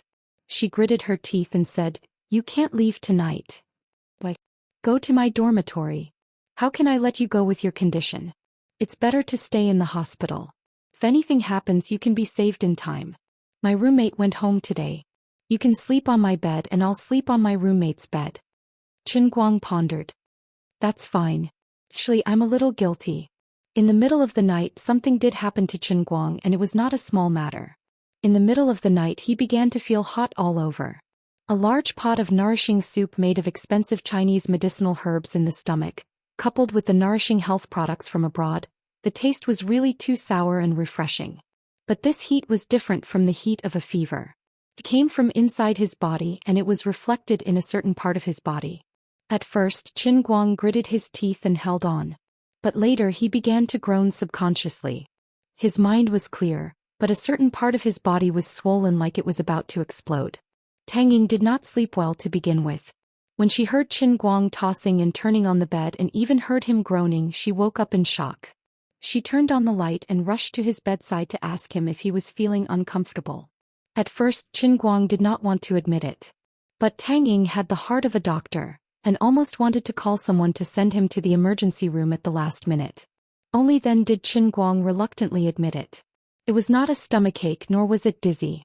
It was just that a certain part of his body was so tenacious that it felt like it was about to explode. Even now, Qin Guang felt strange about what happened next. A man and a woman were sitting together in the doctor's dormitory watching movies. Qin Guang had found the goods himself. He had 35 tons of dry food in his online drive, so there was no need to ask an experienced driver for help. About 20 minutes later, the first wave was over. At first, Tang Ying was too embarrassed to watch. But later she made up her mind. If something really happened to Qin Guang today, the health tonic she had stuffed into his mouth might be the straw that broke the camel's back. Of course, she was not someone who was easy to deal with. It was not the first time she and Wu Tong had watched these movies together. In the end, Tang Ying could only put on the attitude of a doctor and pulled a chair over to Qin Guang's side. It was so much so that she even put on a euphemistic excuse to check if there were any signs of edema or congestion. When the guy finally let out a comfortable moan, rolled his eyes and subconsciously leaned his head on her shoulder, Tang Ying did not even bother to hide. At this time she had already thought it through. "I'm a doctor anyway. It's only right and proper." About 40 minutes later she was almost gnashing her teeth with hatred for what she had just said. The first release was not a real release at all. It was the beginning of the nightmare for the two of them. This guy's recovery speed was faster than expected. Of course, it could also be that the tonic and imported medicine were too powerful. The same move was fresh the first time, but the second time it became torture. But Qin Guang still relied on the unprecedentedly powerful Kirin arm to stimulate his superhuman potential. Overclocking vibration, easy to use, no explanation needed.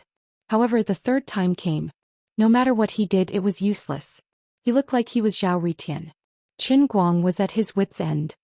He turned his head and looked at Tang Ying. "Sister Tang Ying, I'm at my wits' end. Please save me or I'm going to explode." Tang Ying's heart was filled with regret. If she had known that something was wrong, she would have asked Wu Tong to come here. After all, wasn't she in a hurry to deliver herself to him? Although I'm a doctor, I don't have the courage to be so straightforward.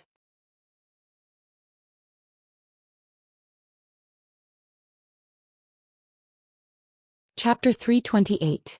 Tears welled up in Tang Ying's eyes. Somehow the two of them had ended up like this.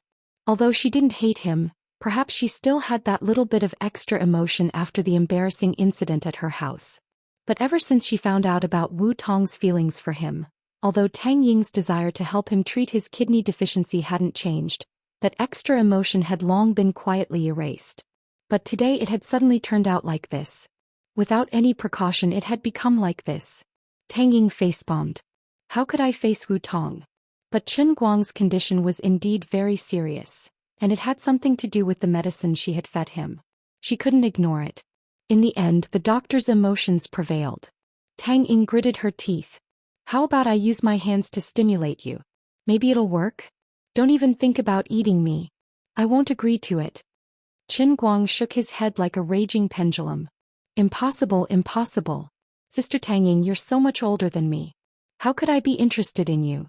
I didn't even take advantage of you last time when you were so drunk. Tang Ying sucked in a breath of cold air. She should be happy with this guy's words, but why did it sound so wrong? You rascal. What do you mean? Do you think I'm ugly? That I've let you down? That's embarrassing, isn't it? Qin Guang hurriedly explained, No. I'm just afraid that you'll have a knot in your heart. Just treat me as a pitiful patient. Tang Ying rolled her eyes. I've always treated you as a patient.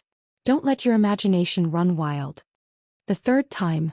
Thankfully there wasn't a fourth time. Tang Ying felt like her hands were about to break. Qin Guang applied some lotion on his hands, or else he would really feel like he was about to burst into flames. That night, Qin Guang slept very well. Although he had used up a lot of energy last night, he managed to survive the nourishing soup and her unlucky American meatballs. He only felt a little sore in his back, but it wasn't a big deal. Tang Ying was miserable. She tossed and turned on the bed, unable to fall asleep. She rubbed her hands until they were almost rotten. She subconsciously smelled the scent. She was really on the verge of breaking down. He felt that he had been tricked by this father and son duo. You guys made use of my sympathy and put on a good show for me. His time was short? This is called kidney deficiency. If he was weak, then there was no one in the world who wasn't. An entire half an hour passed. Half an hour. My arms are breaking from exhaustion. I won't even be able to hold my chopsticks properly tomorrow. Early the next morning, Tang Ying glared at Qin Guang with a red face and dark eyes. Swear to God that you won't tell anyone about this. Heaven knows, earth knows, I know. Wutong can't tell either. Qin Guang stretched out 2 fingers and pointed to the sky. I swear. I will definitely not tell anyone about this. If I go against this, may I be struck by lightning and not. Tang Ying covered his mouth and said, All right, don't say things like, I'll die a horrible death. If you really have a bad tongue and let it slip, I'll just lose face. God is watching over me, so there's no need to swear such a heavy oath over such a small matter. Now you should believe that I don't have kidney deficiency, right? Qin Guang chuckled and moved his face closer to Tang Ying. Looking at the usually dignified doctor blushing shyly, he couldn't help but feel indescribably pleased. Tang Ying rolled her eyes at him. All right, I'll be damned if I believe you. Get lost. I don't want to see you. Keep this medicine for yourself and take it in a few days. It's a few $100, don't waste it. Just treat it as a tonic. Get lost. Qin Guang shrank his neck and ran away. Although last night's incident was a scam, he couldn't deny that he felt a little sour and refreshed. Of course, the happiest thing was that he could finally regain his manhood in front of Tang Ying, a doctor who always thought that he had kidney deficiency. Let's see if you still dare to call me weak in the future. However, there was something else that slightly troubled him. He really couldn't tell Wu Tong about it. He wasn't stupid. Returning to the dormitory alone, he sat in the empty room and played a few rounds of Dota. Then he stood by the window and looked around. The huge dormitory was empty. Originally, there were people coming and going in the enclosed courtyard, but now there were only a few sparrows playing in the scorching summer heat. Sighing, Qin Guang sat back in front of the chair and yelled, I'm so bored. He could actually hear the echo. Without anyone around him, it was as if the whole world had become empty. Suddenly, it was summer vacation, all of his classmates had left, and his mom wouldn't be discharged for another 10 days or so. These days, Azure hadn't done anything at all. After all, he had just dealt with the super-powerful Punishment Realm and the Qilan Arm Realm, and even the Heavenly Holy Grail had to take a break. The makeup exam would only start next semester, so it wasn't time for him to study at all. He had 180 million in his pocket and he didn't have the fighting spirit to go online. Azure had set her eyes on this 180 million, and it could go down the drain at any time, but this unreasonable woman wouldn't let him do anything. Thus, Qin Guang had lost interest in learning how to do business. In any case, even if he mastered it, he wouldn't be able to use it. All of a sudden, it felt like he was so bored that his balls were aching. After playing several rounds in a row, he didn't meet Jiang Luhua again, and he crushed his opponents without any suspense. The aftereffects seemed to be gradually alleviating, but it was still a little strenuous, and after a long time he still felt nauseous.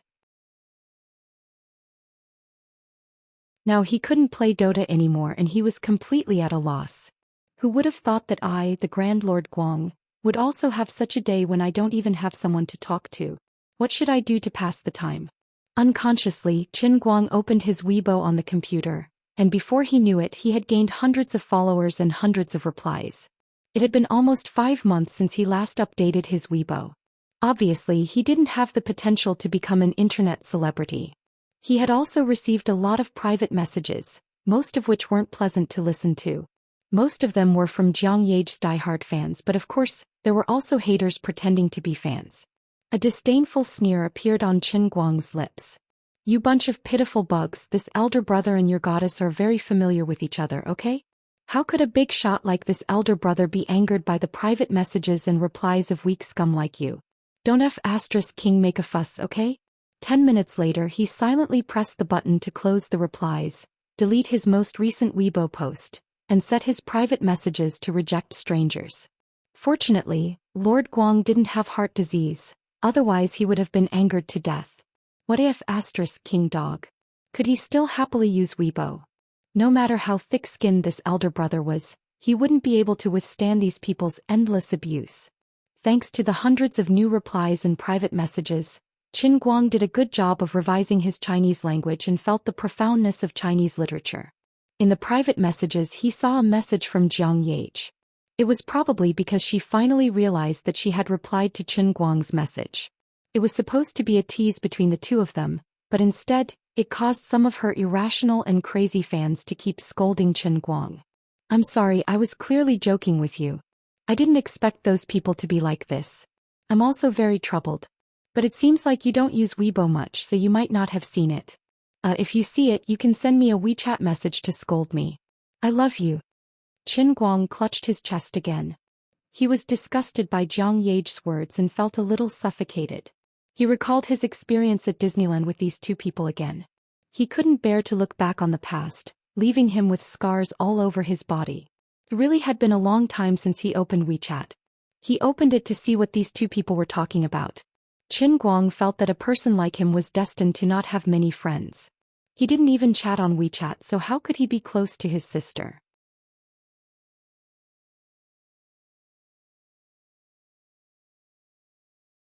Chapter 329.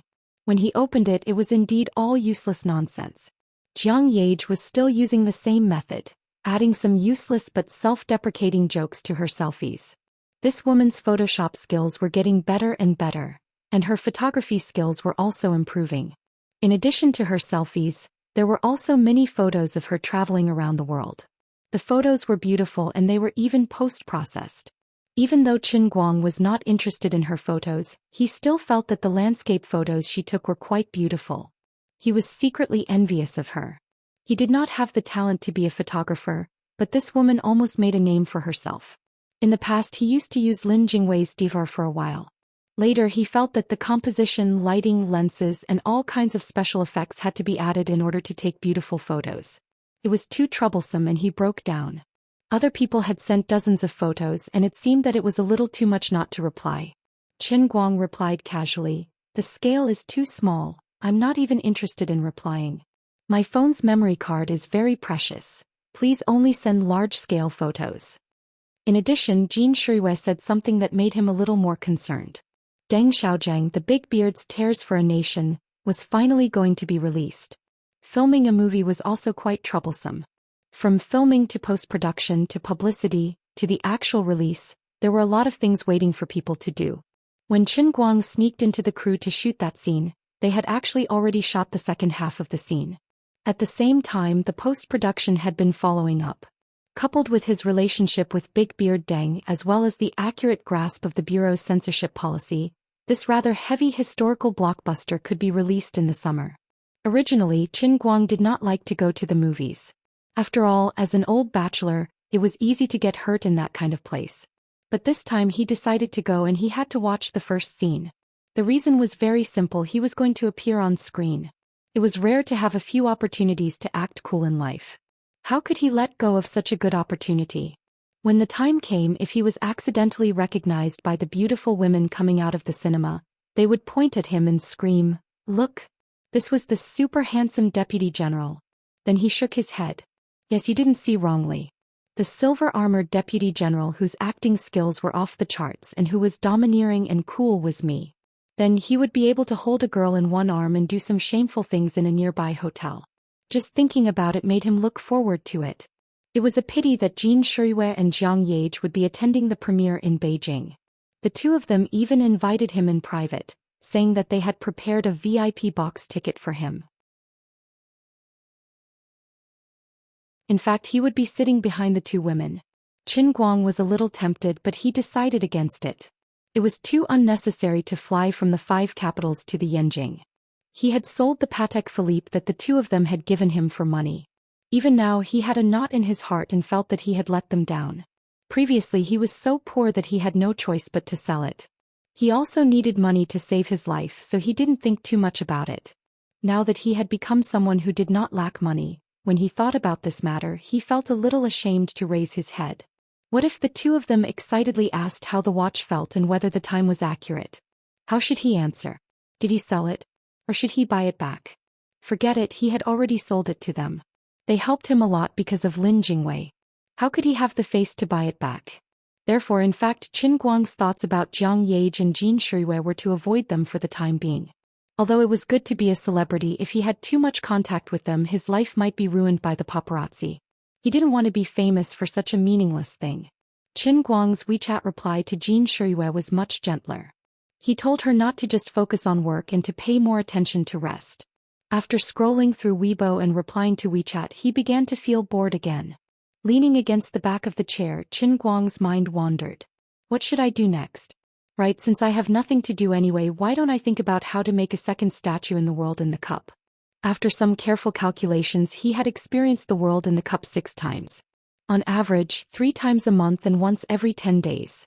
The first world in the cup was when he learned English in the Sea of Time. There was no hope of making the Sea of Time perfect and erecting a statue. The second Dota Hell training seemed to be something he could think about. The Racing God training ground was already perfect. Sharpening pencils seemed to be something he could do. Let's not talk about the unlucky incident of the punishment realm. The world of Kirin arms? Alright, that was even more unlucky. Brother Ming was the best at sharpening brass fireworks in the world. Others would only think of him as an idiot. When the time came, would the statue be made of brass fireworks or my pair of Kirin arms? Just thinking about it made him feel hopeless. So, it seemed like he could focus on Dota and sharpening pencils. He felt like he could do both. Anyway, he didn't lack money now. It wouldn't be too much for him to raise a few million to set up a club and form a team. Lily wouldn't fight him to the death, right? The more he thought about it, the more he felt that this idea was feasible. Previously he might not have had much hope when he could only last 2 matches, but now he could probably last up to 4. Even if he participated in the International Invitational Tournament and reached the finals, he could at most play a set of best-of-5 matches. When that time came he could go on a winning streak and at most play 5 matches in the final set of best-of-5 matches. It wasn't impossible. But the teammate couldn't be too strong. He had to give people the impression that he was a god with 4 legs. Otherwise he wouldn't be recognized as the best in the world. Dota and Elo were both team games. He had to make the others have a clear gap with him. Otherwise, victory would only be attributed to the team. That's right. It was decided just like that. But forming a team wasn't something that could be done in a short period of time. He had to think of a way to gather a group of people. How about this? He would first try to fight his way to the top of the Chinese servers ladder. Then he would find a few good players in the wild or old retired players. They would be around the level of 2nd or 3rd tier players. When that time came he would have the money and the people. He would be able to clinch an international championship in one go. He didn't have to sit firmly on the throne of the strongest forever. As long as he was recognized by the world at that moment, he would be able to trigger the conditions for completing the world in a cup. That wasn't right. Professional competitions were very professional now. If he wanted to register he would have to register first. Forget it. He wouldn't form a new team. He would just purchase a 2nd tier or 3rd tier noob team and help him register his name as a substitute. Then he would kick the players who played well and keep the noobs. No, it had to be the kind of noobs who were famous enough among the professional players. Otherwise he wouldn't be able to highlight his strength. Those who weren't noobs enough or weren't famous enough, he would kick them all. It didn't matter if they were disbanded after the competition. He just wanted to shine for a while. Then he would start looking for an unlucky team to purchase from now on.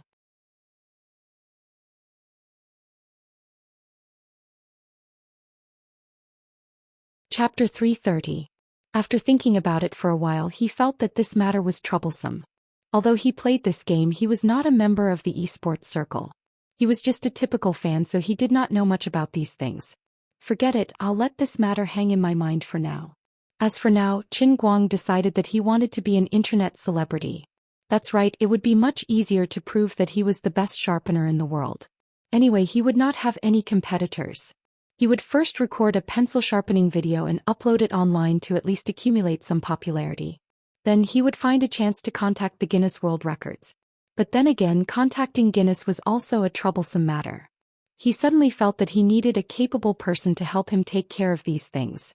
As the owner of the heavenly Holy Grail, he could not waste his limited life on these chores, right? He could not help but think of Lu Fei. When he was in Xianxia, Lu Fei took care of everything. He lived a very relaxed and happy life. He did not need to care about anything else and only needed to race. With someone to help him take care of all these chores, he could focus on his own strengths. How comfortable was that? He had not understood the mystery before, but now he knew that he was lacking people. Now that he was considered half a nouveau riche, he needed a useful accessory. Although Lu Fei was a talent with her family's status, it was already very kind of her to help him once. How could he trouble her again? Besides, she had helped him earn this bit of wealth. In her eyes, it was nothing. She should be the one hiring him. Forget it, it was really difficult to find a trustworthy and outstanding person who could take care of all aspects. This matter was also troublesome. He would put it aside for now. Old man should first change his Weibo name to Almighty Superman and become an internet celebrity first. To do a good job, one must first sharpen his tools. Before officially starting filming, Qin Guang sent a WeChat message to Jin Jiang and Lu Fei, telling them that he would be updating a video on his Weibo later and asking them to help repost it. Anyway, he would not pay any advertising fees. From now on, he would embark on the path of being an internet celebrity. With Jin Jiang and Lu Fei's reposting, he would be going against the heavens. Anyway, he wasn't short of money. If necessary, he could buy a few million zombie fans and get them to post millions of fake comments. Then all the other big verses would have to kneel down in a matter of minutes. In that case, he would first delete anything that might expose his personal information on Weibo, lest he was exposed. It was enough to be a quiet, handsome man on the internet. There was no need to ruin his real life. After he was done, Qin Guang decisively took out the V-shaped Special Agent Team flexible mask that he had used quite well in Xiangyang from the wardrobe and put it on. Get to work. No, wait, let's go to the snack bar on the pedestrian street and clean out their pencils first. Half an hour later, he uploaded a video with extremely low filming skills, but the content was enough to blind countless people. He named it the best pencil sharpener in history. In this 8-minute video, he demonstrated his terrifying pencil sharpening skills. Peeling a rose in 5 seconds was a beginner's skill. Carving out a peony in 3 seconds could barely be considered a pass. The real supreme realm was to carve out 10 completely different well-known statues in 2 seconds. The Statue of Liberty, the Redeemer in Rio de Janeiro, Egypt's Sphinx, Easter Island's Moa, David, the Olmec's Big Head, Motherland Calling, the Thinker, the Little Danish Mermaid, and the Little Boy Who Peed Everywhere. That's right, in 1 second, 10 statues, lifelike, perfect original miniature wood carvings. Qin Guang couldn't have done it in the past. Thanks to the Kirin arm. After familiarizing himself with the ultra-high-frequency vibration, he integrated it into his pencil sharpening skills, which made his skills sublimate again. At the end of the video, he took a close-up shot of each statue, which would definitely shock countless people. Once the video was sent out, he didn't care anymore. Anyway, the two girls wouldn't not give him face. After he was done with this, he finally plucked up the courage to pick up physical chemistry and read it for more than half an hour. Thanks to Sun Xiaoxuan's courseware. Otherwise, this course would really kill him. It was really too hard to learn, too depressing. Finally, he finished reading a big chapter. Even with the help of the courseware, he was still dizzy. Qin Guang threw the book away and decided to read online literature to recover some of his blood. Oh, the poor author who chased after him some time ago finally made it to the shelves. Poor too poor. 18,000 readers liked it, and the average subscription was only about 700. Which meant that there were about 17,300 people reading pirated versions. This poor guy howled every day that he had to support his family and couldn't go on living. Young man, you really think too much of human nature. What's the use of howling about being poor? Who would care about you? In this day and age, what people think about is free reading. Isn't it stupid not to read? Everyone knows that authors are robots. They don't need to eat to write a book, especially a poor author like you. Not only are you a robot, but you're also a robot dog. You don't need to be fed. If you want to live, you have to honestly write 10,000 words a day. Do you think that insisting on writing 10,000 words a day will move them? How many people do you think will understand how tiring it is to write all day? Stop howling here. You're disturbing my free meal mood. If you're not happy, come and scold me in your book review section. I'm giving you face by reading your book, okay? I'm giving you face. Can you use it to soak in soup and eat steamed buns? You even dare to collect money. You're such a drug dealer. Qin Guang scanned the book review section and found out that this poor fellow actually dared to do something like defending against DB. He decisively scolded him. Serves him right. Other people in the book review section said that 17,000 people were worried that you would be a eunuch. They were waiting for you to finish writing before coming back to fix it. You defending against DB is ruining our mood and hurting our faces. These scums. In the end, Qin Guang couldn't help but curse in his heart. When the old man was at his poorest, he still insisted on supporting the original book, okay? $10 a month was nothing. This poor fellow was acting again, saying that he was still writing at 5 or 6 in the morning. Whether you believe it or not, I don't believe it. I don't believe that you have cervical spondylosis, insomnia, obsessive-compulsive disorder, or depression. But I don't lack money. Therefore, Qin Guang happily slapped out the Alliance Leader title. He didn't give the poor fellow who boasted that he had the world's strongest fancy bootlicking skills any chance to get close to him. He closed the book review section and didn't join his fan group. He hid his achievements and fame and was the proudest of pretending to be pretentious. Then he started reading happily. To be honest, although this silly guy was a bit of a loser, he was quite happy to read. He thought that he would just muddle through the day. Around 5 o'clock in the afternoon, he suddenly received a call from Zhou Xian. That's right, it was President Zhu who lent his poor Rena car to Qin Guang and spent 20,000 yuan to repair it. He brought his little beautiful secretary to Wujing and was now rushing to the city hospital. He planned to visit Qin Guang's mother first and ask him to eat together later. Qin Guang hadn't seen his old friend for a long time. Thank God, at least someone came to save his boring life. Therefore he quickly drove to the city. Qin Guang also planned to take the opportunity to let Zhu Xifa's little beautiful secretary drive the Rena back to his hometown. Now that he wasn't lacking money, he shouldn't treat himself badly. To improve his life, he should start by changing cars. At this time, Qin Guang still didn't know that after Jiang Yage and Jin Shuiwei reposted his Weibo, the internet was in an uproar.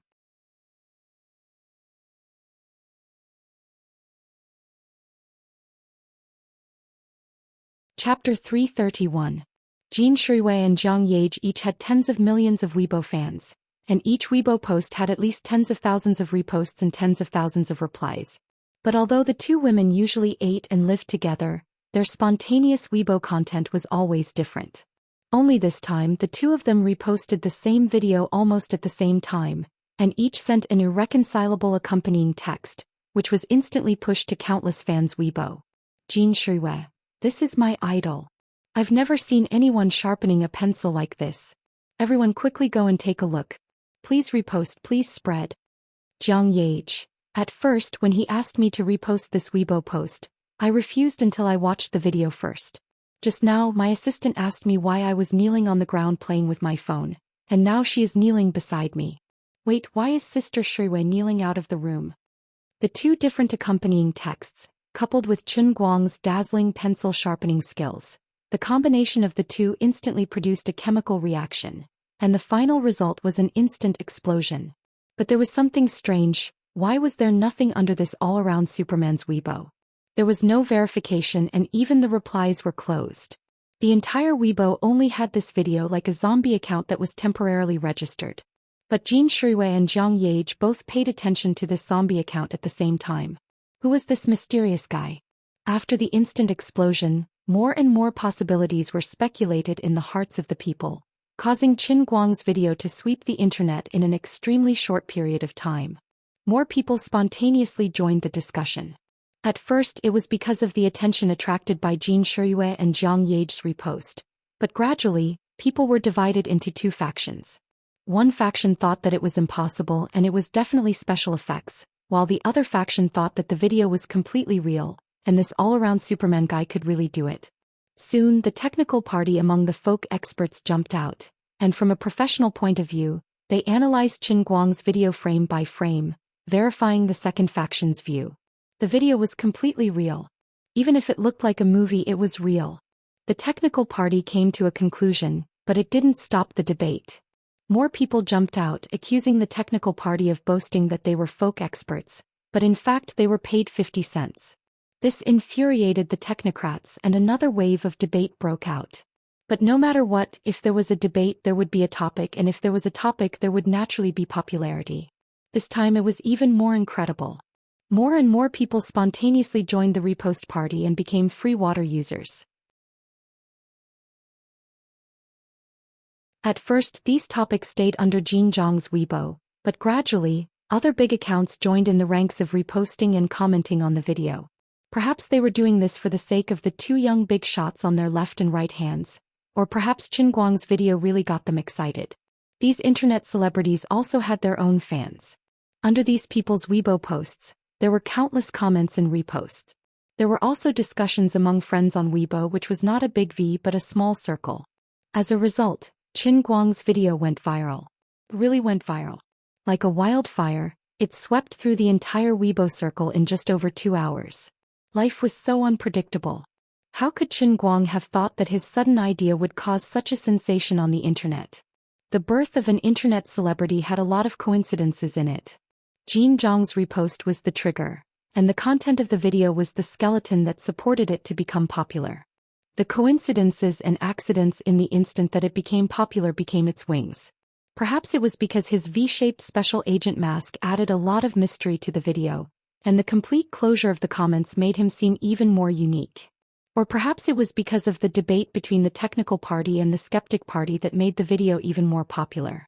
It was probably very difficult to find a reason. In short, his video went viral. It completely went viral in just over 2 hours. And it was obvious that it would continue to go viral.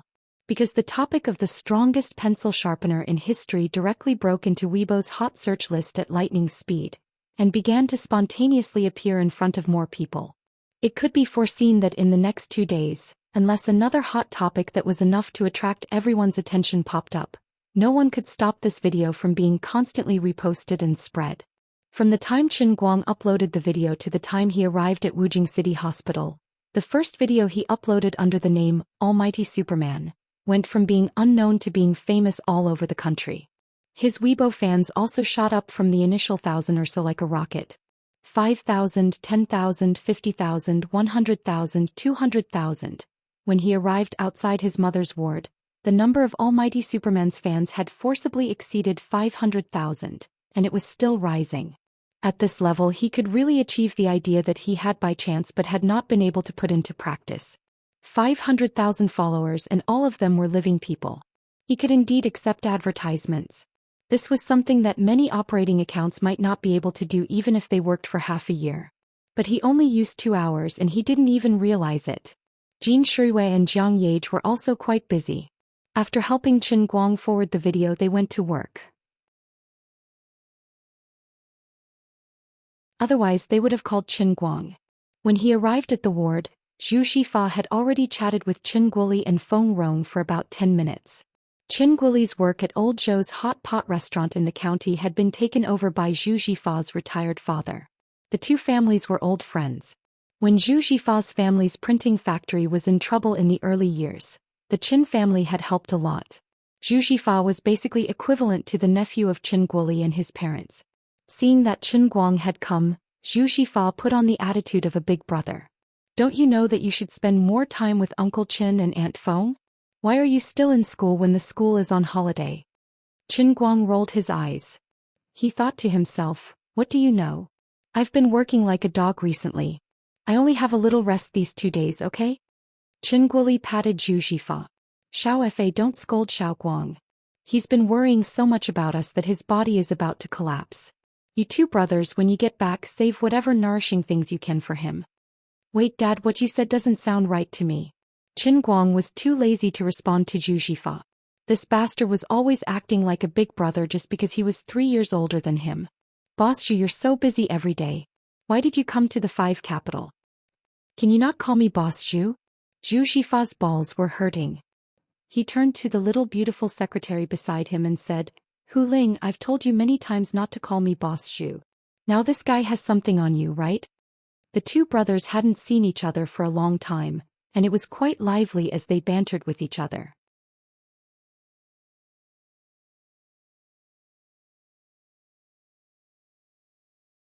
Chapter 332. When it was time to eat, he originally planned to ask Qin Guoli to go out to eat together. However, the old man said that he could not leave this place, so he did not want to go with the youngsters and let them make their own arrangements. By the way, what are you doing here this time? How much does it cost to get the whole car? It's quite comfortable to sit here. Qin Guang sat in the passenger seat of Zhu Xifa's BMW 525 and asked casually. Zhu Xifa was not very familiar with the road conditions in Wujing. He was very nervous when he drove, afraid that he would violate the rules. He was even more afraid that the roads in Wujing were dominated by taxis. If he were to slip and fall, it would be very distressing. He was not in the mood to explain to Qin Guang at all. He stared straight ahead. Don't ask about adult matters. Don't disturb me while I'm driving. Qin Guang was instantly enraged. Faster, thief. What do you mean adult matters? Although I'm a university student who has not graduated, I already have a net worth of 200 million. If you piss me off, I'll buy your factory and let you watch the gate. Perhaps he realized that his words might be too aggressive, so Zhu Xifa added, By the way, I haven't asked Auntie Feng how much this surgery will cost. I heard that a kidney transplant will cost about 5 to 600,000, right? I really couldn't help much before. The factory needs to support people and there isn't much cash available. Fortunately, your family found a way to borrow money, but it's not good to always owe others. After I settle this matter in less than half a year, I'll help you repay the money first. You're going to graduate soon, so don't go to the sports car. Study hard and don't fail too many subjects. If you fail too many subjects, you won't even be able to get your graduation certificate. He said such a long paragraph in one breath. He was so nervous that cold sweat was coming out of his temples. He was really focused while driving. Qin Guang's anger immediately dissipated. He did not expect Zhu Xifa to pay for the transplant. He knew his difficulties. Don't be fooled by the fact that he was tinkering with a printing factory. In fact, it was not easy to run a business these days. There were so many people, big and small, and the profits of the printing industry were already very low. A large factory could only move a few tens of thousands of working capital.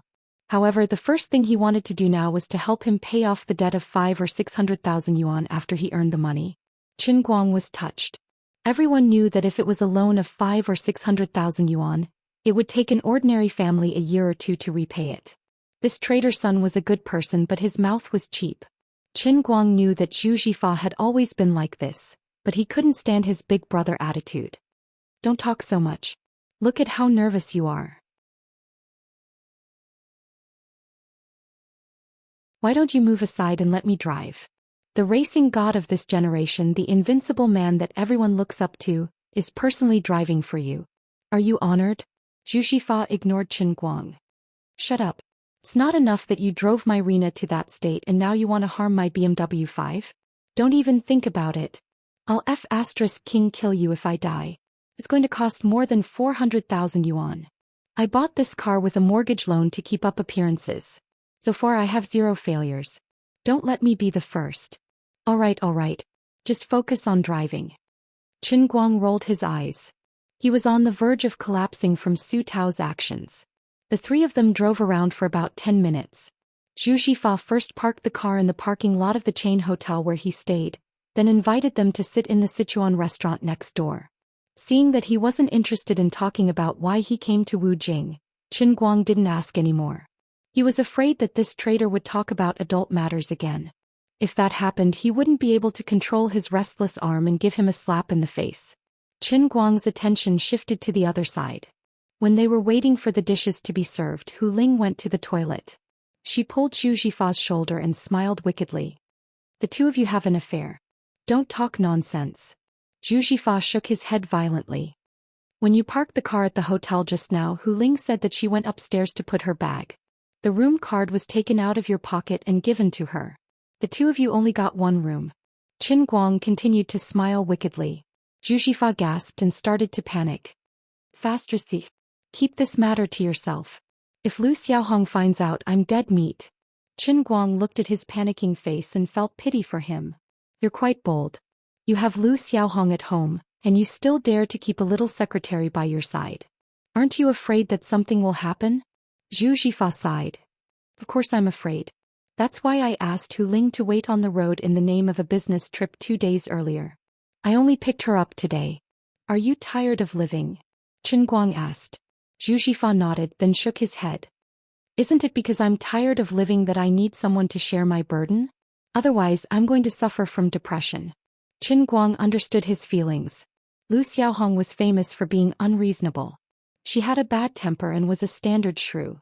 She looked rough and unlikable, but her father was the county's industry and commerce bureau chief.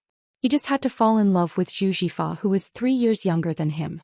Even though the poor Xiao Zhu was disgusted, he still pinched his nose and married her a year ago. He thought that he could use her family's connections to get some benefits. Never did he expect that the one who married him would be a tigress. Zhu Xifa's life had been tough for the past year. He needed a gentle and considerate girl to barely save his collapsing life. Alright, it's good that you know about this. If Lu Xiaohong comes to ask you about it, help me lay the groundwork. As Zhu Xifa spoke, he took out his wallet and shook out a stack of red notes. It looked to be about 2,000 to 3,000 yuan. He stuffed it into Qin Guang's hands. Here, take the hush money. Qin Guang slapped the money back. If it was him in the past, he would have accepted it without a second thought. But now he really couldn't afford to lose face like this. He thought to himself that he might as well find an opportunity to show off his wealth in front of this guy. That way this guy wouldn't think of him as a pauper. He would let this guy understand that a scholar who has been away for 3 days should be looked at in a new light. As the two of them were pushing and shoving each other, Hu Ling came back. What are you two doing? The two of them finally stopped. Zhu Xifa hurriedly explained, nothing. Hu Ling had been with Zhu Xifa for a long time. When she saw his expression, how could she not understand what was going on? She blushed and pinched Zhu Xifa's hand under the table. Qin Guang looked at the two of them being so lovey-dovey.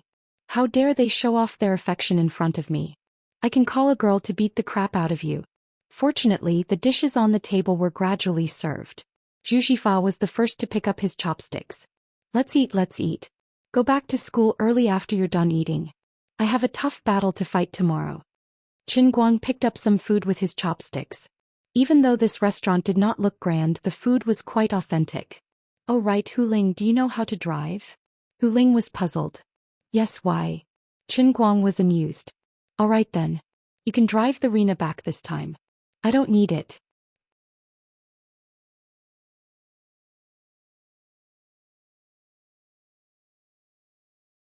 Chapter 333.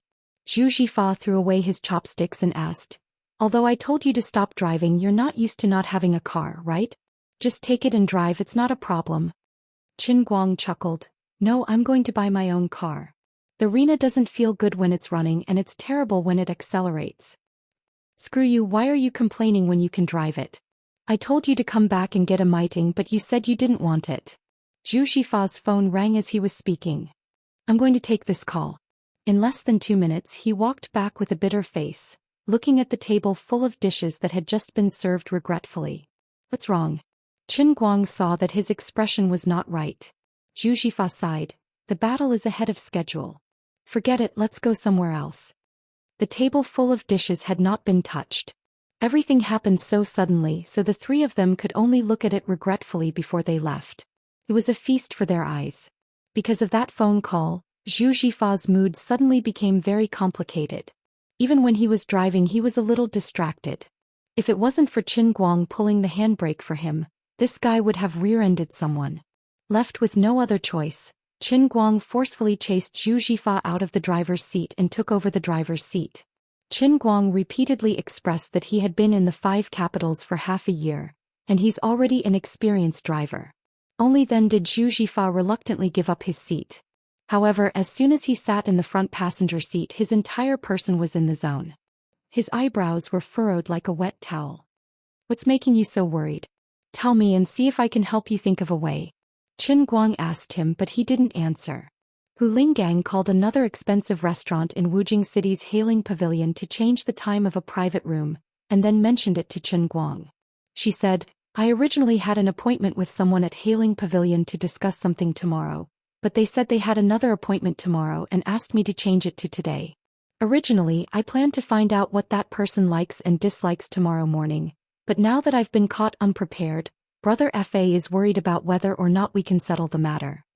Zhu Xifa, who was in front, finally said, "It's okay.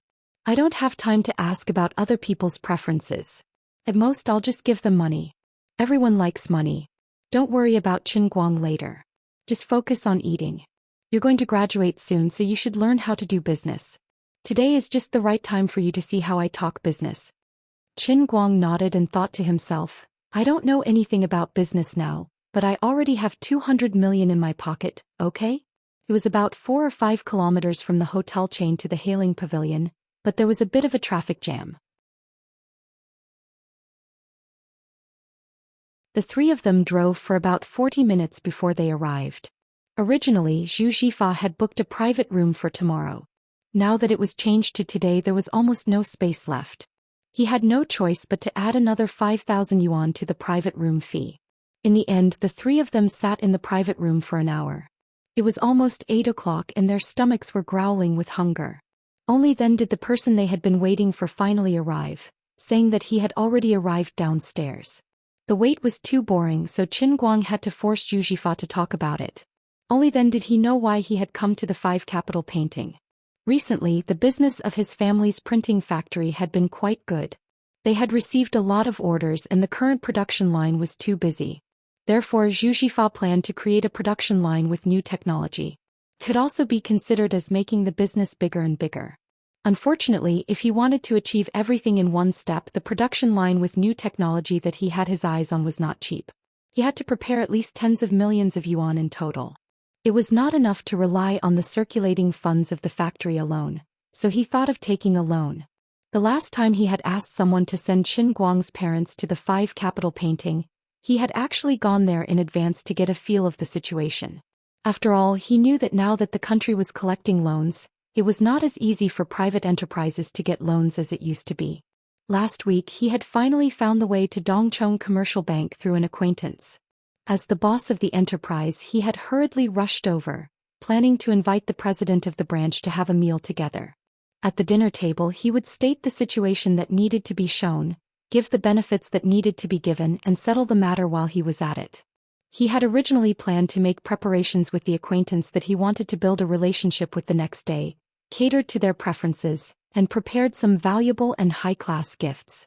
In the end, he did not expect the other party to do as he pleased, suddenly changing the date to today. At this time the acquaintance could not come and he had not prepared anything, so Zhu Xifa could only bite the bullet and do it himself. He did not know what this person had been doing before. This last-minute change of time, and he himself had arrived late, made Zhu Xifa, Qin Guang and the other two extremely hungry. Qin Guang's face was sullen. He had not even entered the business world and he had already suffered in the business world with Zhu Xifa. Qin Guang really could not hold it in. Isn't this person too unreasonable? It's fine if he changed the time, but he only arrived now. What did he say just now? 3 cars came? A dish in this lousy place would cost at least a few hundred. 3 cars for a dozen people, a meal would cost at least 10 to 20,000, and it would be even worse if they drank some wine. Does he think you're a sucker? Zhu Xifa sighed. Qin Guang, you've seen it, haven't you? Business is not easy, it's really not easy. Just like today, since he changed the time at the last minute, it means that he is actually not sincere. But I can only hope that he will make one last attempt, don't you think so? Later on you better restrain yourself and don't care about anything else. Just keep your head down and eat your food. Don't spoil my plans. Qin Guang saw his nervous look. Although he did not take it seriously, he did not directly refute him. Seeing that he was very concerned about this matter, he was not in a hurry to show off his money. At the same time, he could also learn how to deal with people in this so-called business world. At this moment, Zhu Xifa's phone rang. The other party said that they had already arrived at the entrance of Hailing Pavilion and asked him to go down and pick them up. Following that, Qin Guang finally saw the true difficulty of doing business. Zhu Xifa and Hu Ling eagerly went out to pick them up. He sat down obediently and waited for the food to be served. Just as Zhu Xifa said, Qin Guang only planned to eat this meal with his stomach and ears. He only wanted to listen and eat and did not care about anything else. In the end, Hu Ling came in with a red face. The atmosphere was a little off. Qin Guang wanted to ask what was wrong, but a group of people followed behind a fat man came in. Before the words left his mouth, he swallowed them first. Zhu Xifa was the last one. He looked like he was forcing a smile. There was some anger between his eyebrows, but he suppressed it. When the people in front of him turned around and greeted him, his face instantly turned into a humble and respectful smile. After entering the door and sitting down, Zhu Xifa first mentioned that Qin Guang was his younger brother. The fat man was President Ma of Dongcheng Commercial Bank's Xian County branch. President Ma was not interested in Qin Guang at all. He did not even greet Qin Guang. He only waved his hand and signaled the 10 people behind him to sit down. Then he sat down on the main seat. Zhu Xifa and Hu Ling actually rushed to Qin Guang's side. Qin Guang felt that the atmosphere was not right.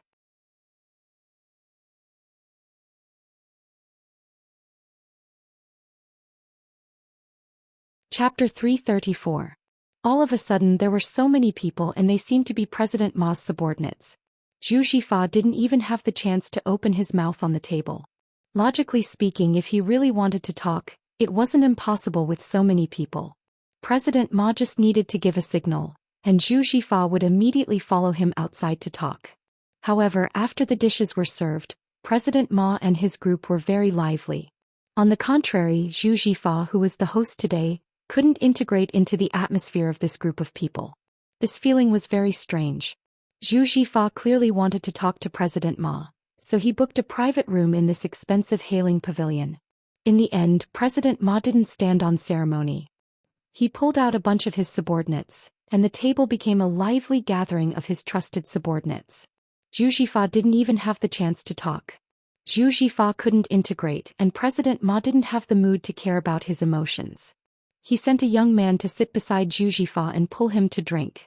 Zhu Xifa stood up to propose a toast, so the other party impatiently squeezed out a smile that was not a smile. It could be said that he had gone overboard. On the other hand, Zhu Xifa drank one cup after another. Less than 5 minutes into the meal, Qin Guang understood that there were some things that couldn't be said. After all, Brother Fa had been treated as a spendthrift today. This meal for more than 10 people and they drank cup after cup of Mao Tai, at least 30 to 40,000 yuan was gone. The other party's large group chatted incessantly.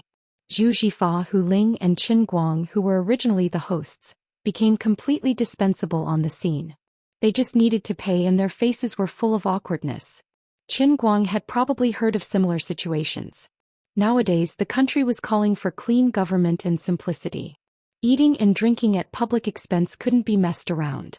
However, this meal had to be eaten and he couldn't pay for it himself. What should he do? When he was greedy or when he wanted to host some big receptions, he would find some local business bosses who had something to ask of him.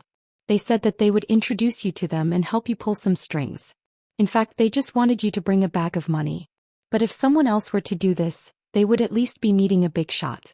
If they let you fork out the money, it would really be a success. President Ma's table manners were exceptionally ugly. You're a leader who's treating your subordinate to a meal, yet you're tricking him into paying for it. Yet you're not showing any sincerity or attitude when discussing matters. What the hell is this? He didn't even give them any face. Zhu Xifa poured glass after glass of wine into the young man's mouth. The young man seemed to be a wine jar. He was also suffering, but he still forced a smile.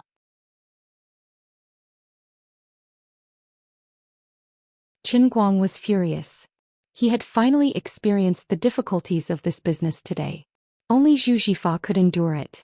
If it were him, he would definitely not be able to endure it. Although he was unhappy, he was not the one in charge today. Zhu Xifa could still hold it in, and Qin Guang naturally could not stand up for him, nor was he in a position to do so. Finding an opportunity, Qin Guang turned his head and asked Hu Ling next to him, "You didn't look right when I came in. What's wrong?" Hu Ling shook her head in a slightly flustered manner. "No, nothing. Qin Guang, you're good. Don't worry about this." Qin Guang raised his eyebrows. "Did that damn fatty take advantage of you?" Hu Ling's face stiffened. She looked at Qin Guang again and thought about the relationship between the two brothers. Finally, she leaned over to Qin Guang's ear and whispered, "It's okay. Your brother has a favor to ask now. I can bear with this little loss. It's nothing if I can get it done." "What's wrong?" Qin Guang suppressed his anger. Hu Ling whispered, "When I first came up, President Ma slapped my butt. Don't do anything rash." "The scumbag." Qin Guang's face instantly darkened. Hu Ling was shocked by him and quickly pressed down on his leg. "Don't be rash. Don't cause trouble for your brother. I've already endured it. Don't ask about this. Just eat your food." After taking a few deep breaths, Qin Guang grinned at President Ma, who was looking at him curiously. He then turned his face to Hu Ling and said with a fake smile, "Fine. It's your business anyway. Anyway, I can't be a businessman. I'm not learning." He really couldn't do it. If doing business required him to suffer like this, he really couldn't do it. Even though Zhu Xian was dealing with a small printing factory and only wanted to borrow tens of thousands of yuan, he was only facing the president of a county-level branch of a commercial bank.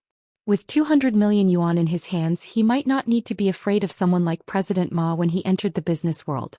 However, there would definitely be bigger people waiting for him to curry favor with them. "I can't do this business. Anyway, I can't stand this." Qin Guang fiercely picked up a piece of dompa pork knuckle and stuffed it into his mouth. This time he didn't even want to wear his ears. After 3 rounds of drinking, Zhu Xian finally couldn't hold it in anymore. At this moment, President Ma seemed to have drunk enough.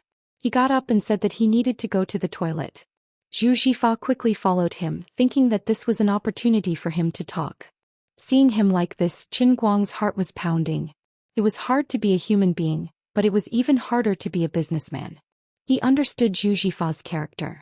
Zhu Xian was a hot-tempered person like him in the past, but now he had become like this. Perhaps he really needed money badly.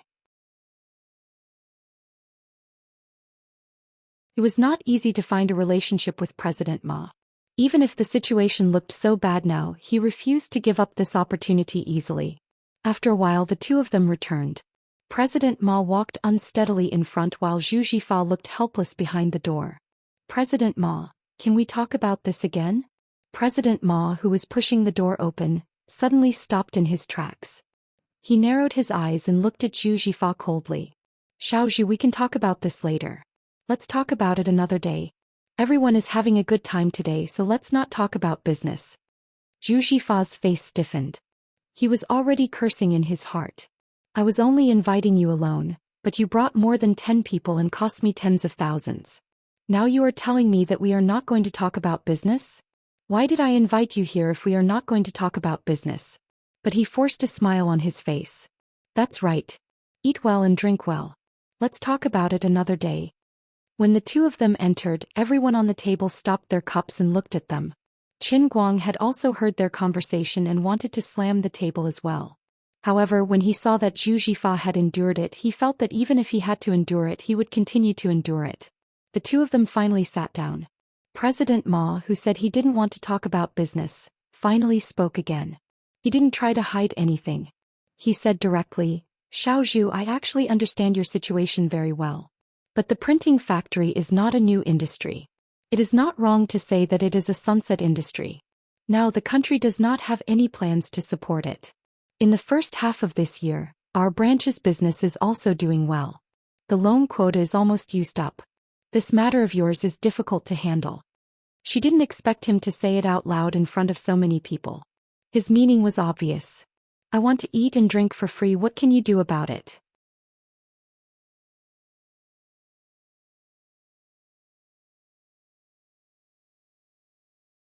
Chapter 335.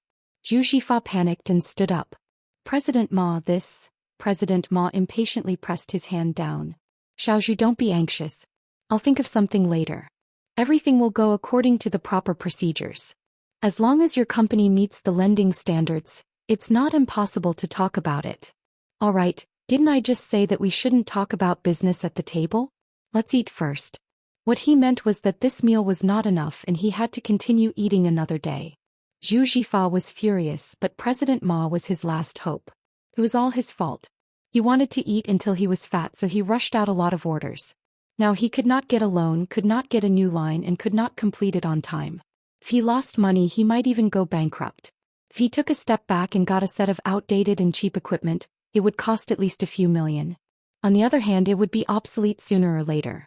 It would be a waste of money, and the production task might not be completed on time. Even if this matter could be settled through the proper procedures, it would still be dragged on by this man with the surname Ma. After wasting a few months, the factory would still be finished. Now he really could not do anything about this man with the surname Ma. There was no other way. After sitting down again, the young man next to Zhu Xian continued to pull him to drink. This time the young man was finally willing to reveal his identity. He moved closer to Zhu Xian and whispered. It turned out that this guy was President Ma's nephew. He gestured for Zhu Xian to go outside to talk with him. Zhu Xian had been ignored for the whole meal. Seeing that he finally had a chance to talk, he hurriedly followed. Even if he was just a nephew sent by President Ma, it was convenient for him to talk about things that were not convenient for outsiders to hear. Qin Guang first looked at the fat President Ma, who was still happily bragging. He then looked at Zhu Xian, who was excitedly following him out. Qin Guang frowned slightly. It was already such a lousy situation. That man with the surname Ma obviously did not want to do anything. Zhu Xian was too anxious and blinded by lard. Maybe this guy asked Zhu Xian to go out to take advantage of his anxiousness to ruthlessly cut him off first. Qin Guang said to Hu Ling that he was going to the toilet too and followed them out. He felt that he had learned Zhu Xian's way of doing business. It was embarrassing for him to kneel down and beg others to do business. Anyway, he couldn't do it. Wasn't it just 10 million? I have 183 million in my UBS account that I have nowhere to spend. How could he watch Zhu Xian, who wasn't even his biological brother, suffer like this? Even if touching this money would step on Liuli's tail, he couldn't ignore it. Although Liuli was rude and unreasonable, she still had to be reasonable. When Qin Guang followed Zhu Xian outside, he wasn't in a rush to argue with Zhu Xian. Instead, he hid in a corner and listened to what the two had to say. Although it would feel good to flip the table in front of everyone, there's no need to offend them. Qin Guang was someone who had no desires, but he wasn't representing himself at this moment. Since he was sitting here with Zhu Xian, he was also representing his factory. Two people's whispers came from the other corner of the wall. As expected, that was what that guy was planning. The young man's tone indicated that the matter was difficult, but not impossible. Mr. Zhu, it's not that my uncle doesn't want to help you, but the current national policy is the same. It's not easy. Zhu Xian nodded bitterly. I know it's not easy, so I asked Brother Deng to contact President Ma. I don't dare to say anything else, but although the printing factory is a sunset industry, I have a lot of orders. As long as I can get a loan, I promise I won't let the loan go bad. The young man moved his face closer. Mr. Zhu, I understand what you're saying, but my uncle has his difficulties too. Zhu Xian grunted in response. He was extremely impatient, but he also understood why Bank Manager Ma kept his nephew by his side. If Bank Manager Ma has any difficulties, why don't you tell me? As long as I, Zhu Xian, can help, I won't hesitate. The young man smiled and suddenly said mysteriously, my uncle is quite fond of jade artifacts. After saying that, he did not say anything else. Zhu Xian was in a dilemma. Difficulties, my asterisk. I thought you're good at it, but you're still the same. It was not popular to give money directly. After all, money, no matter if it was transferred to an account or changed into cash and hidden somewhere, would eventually be exposed. Jade, calligraphy, and paintings were stylish and valuable, and could be exchanged for cash. Actually, Zhu Xian would rather the other party ask for money. Jade was more troublesome. No matter how much money he asked for, it would not be more than 100,000. But when it came to jade, how could he take out anything less than 100,000? The other party had already said that he liked jade, so his family must have some treasures. If the quality of the gift was too low, not only would it not please the other party, but it would also offend the other party. The value of the gift could only be figured out by the person asking for help. To be on the safe side, the value had to be estimated high, and the person would rather give more than less. But with Zhu Xifa's net worth he could still afford tens of thousands. If it exceeded 100,000 it would be a serious problem. Even a factory worth 200,000 would not be able to operate smoothly. Obviously, it was not the first time the young man had done this on behalf of President Ma. He turned around and walked into the private room. Turning the corner, the young man saw Qin Guang, who had the same ugly expression. The young man could guess Qin Guang's mood at the moment. He snorted arrogantly and ignored Qin Guang. Zhu Xifa frowned and turned around. He saw Qin Guang's livid face and squeezed out a smile. He patted him on the shoulder and said softly, "I didn't expect it to be so difficult. It's embarrassing. Don't be impulsive and ruin things. If you're really angry you can go back first. Don't worry, this little setback won't defeat me." Snorting through his nose, Qin Guang continued, "Who the hell are these people? Don't tell me you're really going to give that Ma guy hundreds of thousands of jade? Can't you tell? They don't have the attitude to help at all, okay?" Zhu Xifa shook his head. "They don't want to help because I didn't do my job well. Don't worry, it can be done." Faster see. Was there a need to be so humble to please this kind of thing that ate people without spitting out the bones? Aren't you just short of money? How big of a deal is it? "I have 10 million. Qin Guang finally said. But Zhu Xifa did not believe him at all. "Don't tease me. Okay, if you're angry don't go in to eat. Walk around outside first. Today's meal is like this. It's all because of this mess. I really have money." Seeing that he did not believe him, Qin Guang said anxiously. Zhu Xifa almost laughed. "Okay, I know you're trying to comfort me because you pity me. But this is nothing. How can it be worse than me being bullied by Lu Xiaohong? There are hundreds of people in the factory who depend on me to make a living. This money is really important. If I mess it up it's all over. If your family collapses I can't collapse. It's tough but I can take it. If everything collapses who can take it if the old man gets sick in the future? You don't know how upset I was when I found out your dad wanted to sell the house. Don't worry, watch me. Take care of him." With that, Zhu Xifa turned and walked into the private room. Qin Guang was so angry that his head was about to explode. Just as he was about to take out his UBS black card to teach this ignorant grandson a lesson, he had already closed the private room door. His meaning was obvious. "I'll take the brunt of this and you can stay in your ivory tower and be a university student."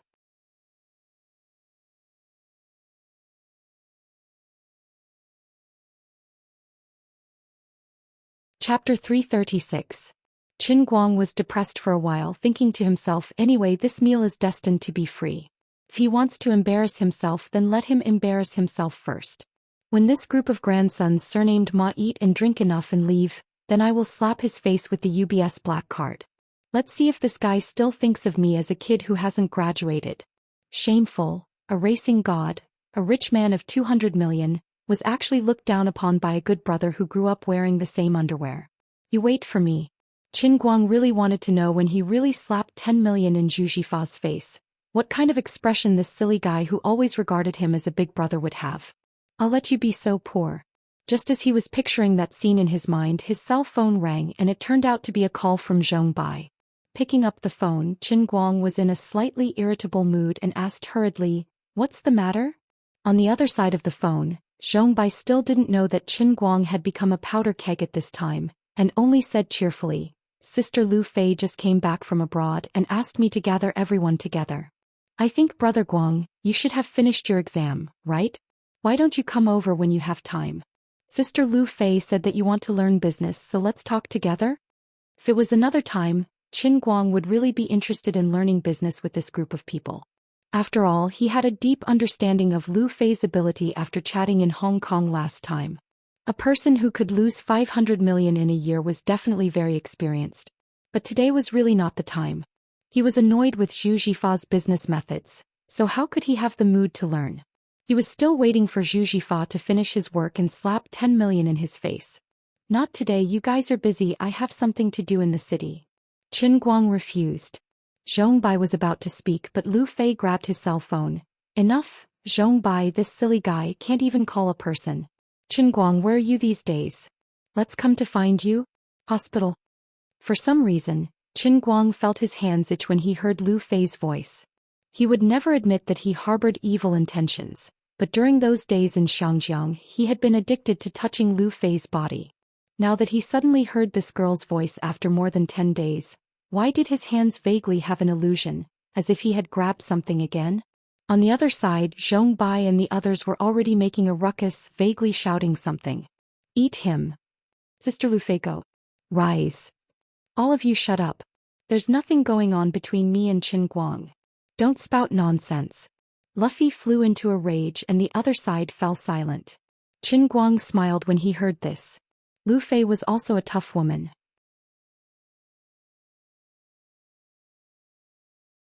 It seemed that Zhong Bai's request for him to go to their gathering to talk about business was a lie. Lu Fei really wanted to see him. She must have been the one who suggested it. It was just that she was shy at first, so she asked Zhong Bai to call her. He shook his head. There was no other way. As the invincible underground racing god, in the eyes of those who liked racing, he was so handsome that people could not extricate themselves. Lu Fei was also a weirdo. She was so rich and seemed to be quite good at doing business. She was such a mature and decent person, but why did she like racing? But this was also good, or else how could he take advantage of her? If he did not get to know this group of people, he would still be running the internet bitterly. He also did not have the money to treat his mother's illness. How could he be like now, with 200 million in his hands, ready to act cool at any time? He really underestimated himself. It was hard to say about other things, but what he had done in Xianxia in the past 5 days was still a legend in the entire world's underground racing world. If he was willing to reveal his true identity as the racing god, not to mention Lu Fei, there would be at least a dozen foreign girls of similar status waiting to throw themselves into his arms. However, they might not have Lu Fei's natural and beautiful temperament. Qin Guang, say something? Now that you don't race, you don't even want to see us? This is so sad. Lu Fei urged again. I don't mean that, really. I'm in Hailing Pavilion now. I have something to do and can't leave. How about you go about your business first? When I'm done, I'll come to see you later. Oh, what a coincidence. We're nearby. Wait for us for a few minutes. What's wrong? You got rich and went to Hailing Pavilion to be corrupt? That restaurant is boring. I'll take you to eat better private dishes another day. Wait for us. After asking for the name of Qin Guang's private room, Lu Fei hung up the phone with a snap. She was burning with anxiety. Qin Guang did not have time to explain that he followed others to be a foil. He thought to himself, forget it, come if you want. At that time, I'll let this group of people meet Zhu Xian and let them throw out the stack of business cards that scared Dong Tao. Ha ha ha, with Zhu Xian's character who wants to kneel on the spot. Qin Guang patted his head and thought of this. He could not help but start to giggle. Thinking about how Zhu Xian was still bitterly sucking up to that guy with the surname Ma, Qin Guang wanted to know how much he would regret it later. The real sugar daddy is right in front of you. It's me, the big brother that you treat as a little kid. If Qin Guang completely relied on his own temper, whoever dared to treat him like a fool like President Ma, he would definitely be slapped in the face. Who the hell dilly-dallying with you? Now that he knew that reinforcements would arrive soon, the unhappiness in Qin Guang's heart quickly dissipated. After thinking about it, he decided to return to the private room and sit down. He had not eaten his fill yet. Therefore he pushed the door open and went in. This time he was determined to ignore everything and planned to eat in silence. In the end, Qin Guang found that his seat was occupied by someone else. It was none other than the damn fatty President Ma. Zhu Xian was already 70 to 80% drunk by President Ma's nephew. He was a little delirious. President Ma's nephew was obviously experienced. He was a fighter in the drinking arena. When Qin Guang turned his head to look, he suddenly felt blood rushing to his head. *CK. Isn't it enough for you to take advantage of me? Swindling, taking benefits without doing anything, isn't it enough to be an ingrate? You even want to touch my brother's woman. You're rebelling. At this moment, President Ma's face was red. He seemed to be half drunk as well. He was sitting in Qin Guang's original seat with one hand holding Hu Ling's shoulder. Hu Ling looked embarrassed. She struggled with all her might, but how could her strength compare to the big fatty President Ma? She did not dare to really flip the table for President Ma. The one with the surname Ma held Hu Ling's shoulder with one hand and slammed the table with the other. Xiaoxu is really lucky. This factory isn't doing well, but it's really good at picking people. Xiaohu looks cute and pretty.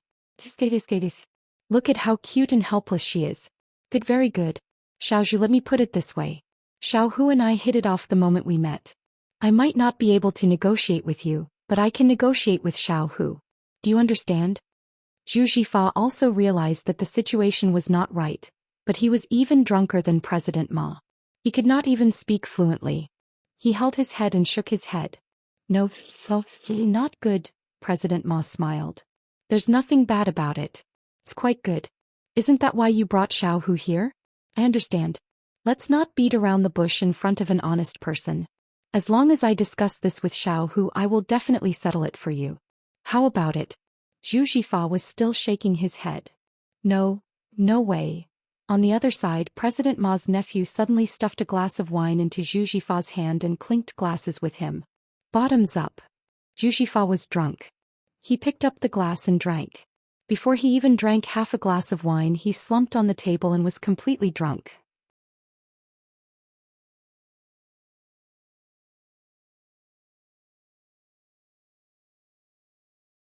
Chapter 337. On the other side, when President Ma saw that Zhu Xifa had finally collapsed, he turned his head and laughed at Hu Ling. His breath reeked of alcohol and he became even more unscrupulous. This grandson smiled and moved his face closer to Hu Ling. He held a cup in his hand and shoved it into Hu Ling's mouth. He said, "Little Hu, you're little Zhu's right-hand man. Come, little Hu, drink this cup. When you're done drinking, we'll have a good chat. After we chat, things will be easier." Following President Ma's actions, everyone at the table roared with laughter. Perhaps everyone was drunk, or perhaps President Ma often brought his confidants to do this kind of thing. Following President Ma's actions, everyone at the table roared with laughter. Perhaps everyone was drunk, or perhaps President Ma often brought his confidants to do this kind of thing. For a moment, the large private room was filled with the smell of demons dancing in a frenzy. Hu Ling had never encountered this kind of situation before, so she stiffened her neck and dodged to the side. President Ma suddenly became annoyed and slammed the cup on the table. The expensive Mao Tai splashed out like water, splashing all over Hu Ling's body. "I'm giving you face, but you don't want it. I'll say it here. If you accompany me to drink and chat to your heart's content today, we can talk about the loan, but if you insist on putting on airs like this, then don't blame me. I, Ma Lin, at least have some face in the 5 capital financial circle. Your President Zhu can forget about getting a single cent from our system in the future." Hu Ling's face turned pale in fear. She looked at Zhu Xifa for help, but he was already lying on the table and snoring loudly. This sounds like a long time, but from the time Chen Guang opened the door to the time he walked behind President Ma, it was only a dozen seconds. The raging anger rushed from his heels to the top of his head. He could see through the man with the surname Ma at a glance. This B** didn't want to do anything for Zhu Xifa at all. Not only did he not want to do anything, but he also deliberately got Zhu Xifa drunk and went crazy with the help of the alcohol. He wanted to eat Hu Ling clean. If he wasn't here today, perhaps old Zhu would really have a big fall this time. Don't look at how cowardly he was right now. If Hu Ling really suffered a loss, he really was the kind of person who dared to go in with a white knife and come out with a red one. Fine, since I'm here today, I'll help him stab the knife in first. This group of crazed fellows did not notice that Chen Guang had gradually walked behind Ma Lin. Hu Ling was so scared by Ma Lin that she almost cried. Her mind was blank and she didn't know what to do. If she had waited until tomorrow to talk to Brother Deng and understand President Ma's character, she would not even appear at this table.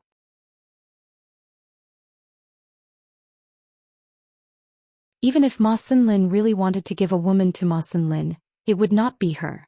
Ma Lin could just spend money to hire a PR person. She really liked Zhu Xifa. She didn't want to see Zhu Xifa miss the opportunity and cause the factory to collapse. She had a weak personality and was worried that her resistance would completely offend Ma Lin. Right now she was in a dilemma. Seeing that he had successfully subdued her, Ma Lin grinned. "That's right. Oh, little Hu, your body is really..." As he spoke, he really reached out his hand towards Hu Ling's chest. Hu Ling desperately tried to push his hand away, but the president once again put on a straight face. "Xiao Hu, you better think it through." Hu Ling did not dare to move.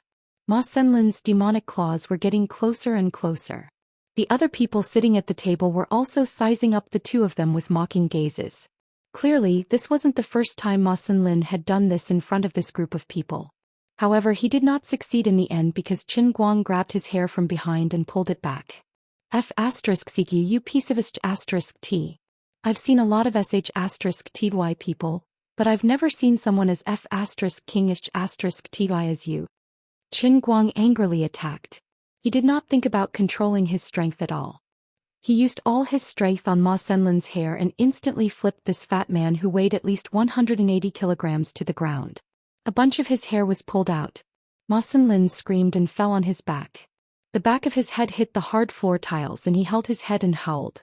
Qin Guang held Hu Ling's shoulder, who was completely shocked by the sudden turn of events. He did not want her to fall down because of Ma Xinlin. Hu Ling, it's not appropriate for me to call you sister-in-law, but I can't stand it anymore. Brother Fa is drunk, so I'm the only one who can handle this. As Qin Guang spoke, he kicked Ma Xinlin's abdomen, who was slowly crawling up, causing the fatty to cry out before he hugged his abdomen and squatted down. Everything happened too fast. The people that Ma Xinlin brought with him did not understand what was going on. Ma Xinlin's nephew moved the fastest.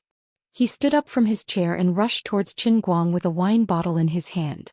He cursed, "Mother ****, do you want to die? Why are you guys standing there like idiots? Do it. Kill this F*****." Qin Guang raised his hand and grabbed the wine bottle that Ma Xinlin's nephew knocked over. With a little force he snatched it back into his own hand. With a shake of his hand, the wine bottle hit the head of the young man who was jumping up the most. For a moment, glass shards flew everywhere. Ma Xinlin's nephew held his head and screamed as he retreated. Blood began to flow from the gaps of his fingers. Either don't make a move or you have to be ruthless. This was Qin Guang's life principle. There were more than 10 people on the other side. If he was alone, he would not be afraid of them at all.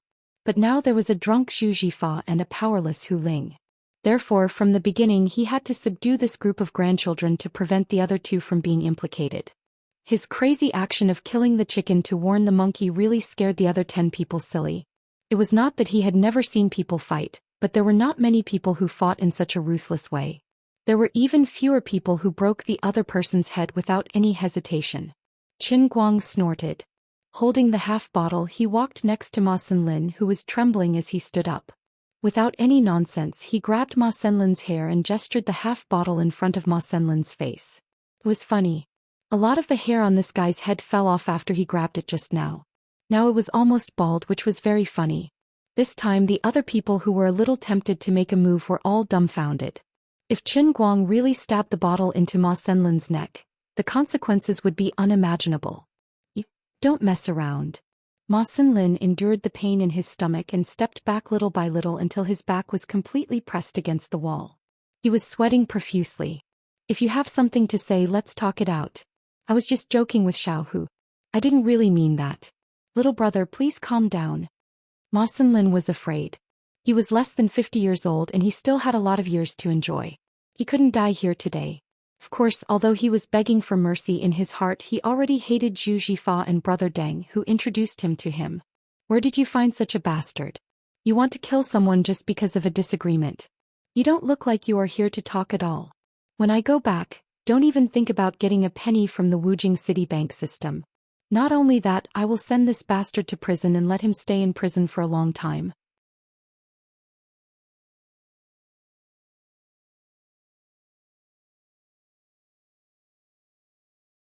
Chapter 338. Qin Guang grinned. How could he not understand what Ma Xinlin was thinking? He directly exposed him. President Ma, you say that you're convinced, but your eyes seem to have a lot of ideas. Qin Guang threw the bottle away and let it shatter on the floor. His left hand held onto Ma Xinlin's collar with one hand, and the strength of one hand was enough to lift Ma Xinlin up completely. After mastering the Qilin arm, his strength, which was already greater than an ordinary person's, had increased by another 50%. The specific manifestation of this was that he was able to lift up such a large fatty with one hand with this seemingly weak arm. The private room was silent for a moment.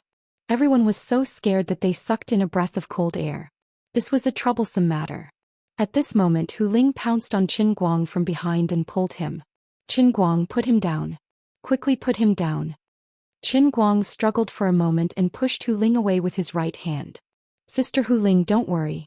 I know what you're nervous about. Isn't it just a loan of 10 million? It's not a big deal. It's such a small amount of money. Is there a need to humble yourself and beg others? I've been holding it in because I really wanted to learn something with my ears. Now it seems that it's more practical to talk with my fists. Hu Ling was so anxious that she pulled Zhu Xifa again. She wanted to wake him up so that Zhu Xifa could stop Qin Guang. Seeing Hu Ling in tears, Qin Guang rolled his eyes. She was just afraid that the loan would be completely ruined. What's there to be afraid of? Ma Xinlin spoke again. He felt that he couldn't breathe properly after being lifted up in the air and strangled by the collar. Ma Xinlin said in a hoarse voice, Bro, put me down. This matter can be discussed, it can be discussed. Just follow the proper procedures. It can be done. Qin Guang loosened his grip. This fatty finally fell and sat on the floor.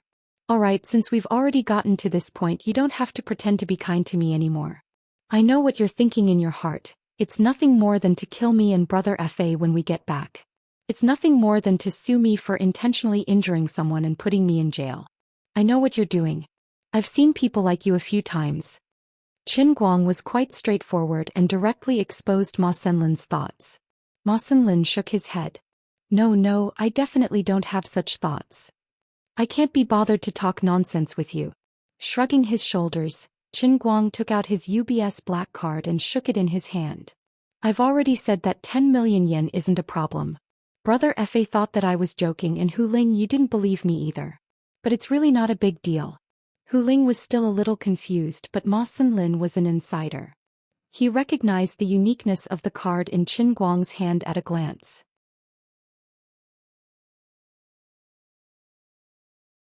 Not to mention the number of people who could make this card, they could indeed take out 10 million. Seeing Hu Ling's blank face, Qin Guang felt a slight pain in his balls. Big sister, why don't you know this? You made me fail to show off. He simply pulled Ma Xinlin over. President Ma, help me explain this card to Sister Hu Ling. Ma Xinlin was almost disgusted by Qin Guang's appearance as a nouveau riche. However, this nouveau riche was too good at fighting. A wise man knows better than to fight when the odds are against him. Ma Xinlin could only bite the bullet and explain to Hu Ling. As he explained, he stared at his nephew who was squatting in the corner. Thank God, the blood on the kid's forehead had stopped. When Qin Guang knocked the kid's head, although he was angry, his action was too fast and too ruthless. The bottle only broke on the kid's forehead and then retracted. It didn't really cut the kid's forehead. Otherwise, someone would really die today. Hu Ling didn't understand, but after listening to Ma Xinlin's shaky explanation, she understood. Zhu Xifa's little brother Qin Guang was really awesome now. Brother, since there's no need for a loan, are we just going to let this matter go? Then can we leave first? My nephew's injuries are quite serious. We have to go to the hospital as soon as possible. Ma Xinlin said as he moved towards the door of the private room. Qin Guang sneered. Amazing, really amazing. I've always heard that some people in this world can hide their thoughts in their hearts and no one can see through them. President Ma, you've really broadened my horizons. I admire you very much. Ma Xinlin awkwardly forced a smile. I don't really understand what you mean, brother. I really admire your acting skills of adapting to the circumstances. But do you think I don't know what you're thinking? Kid, why are you being so arrogant? In this world, it's not about having a strong fist. I've seen a sea of rich people. Now that the situation is stronger than you, you'll regret it later if I let you be cocky, right? As Qin Guang spoke, he pressed forward again and looked at Ma Xinlin aggressively. Ma Xinlin's eyes flashed. No. Actually, Qin Guang didn't guess wrong. Although UBS black card users had some status, his card wasn't the scariest 10 billion gold card of UBS. His status in the country was basically the same level as an American Express black card. The lowest standard was China Merchants Bank. As long as a person's personal assets reached 20 million, they could grit their teeth and get it. Ma Xinlin was the president of a county branch of Dongcheng Commercial Bank, and he was also the manager of a large industrial county. He usually greeted the big entrepreneurs in the county, and a UBS black card couldn't scare him off.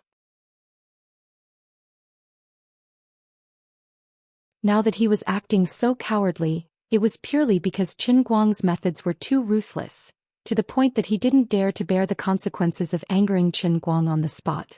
But after that his revenge wouldn't be so easy. What Ma Xinlin was thinking was, how much you made me suffer today, how much face I've lost, I'll definitely pay you back 10 times, 100 times the next day. He didn't expect that the person in front of him was not only ruthless in his attacks, but also ruthless in his judgment of others. He couldn't hide his little schemes anymore. So, since I've already offended you to this extent, and the grudge has already been established, even if I let you go now, you'll still come looking for trouble later. With someone like you, it's impossible not to kill me. So, there's no need to worry about too much debt. Now I have to leave you with a deeper memory. Anyway, isn't it a fight to the death? I quite like this. It was rare for Qin Guang to be so unforgiving. It was because Ma Xinlin's idea of hitting on Hu Ling had touched his reverse scale. I treat Zhu Xifa as my own brother, and Hu Ling can be considered as half a sister-in-law. King came with such a big tone today. We didn't have a good meal, so we came here anxiously. We waited bitterly for you for an hour, and then King treated us like fools. King got my brother drunk, and you even have designs on my sister-in-law. If I don't leave some flowers for you, the old man's thoughts won't be smooth. What are you doing? Ma Xinlin heard that Qin Guang's tone was getting more and more sinister, and he gradually felt that something was wrong.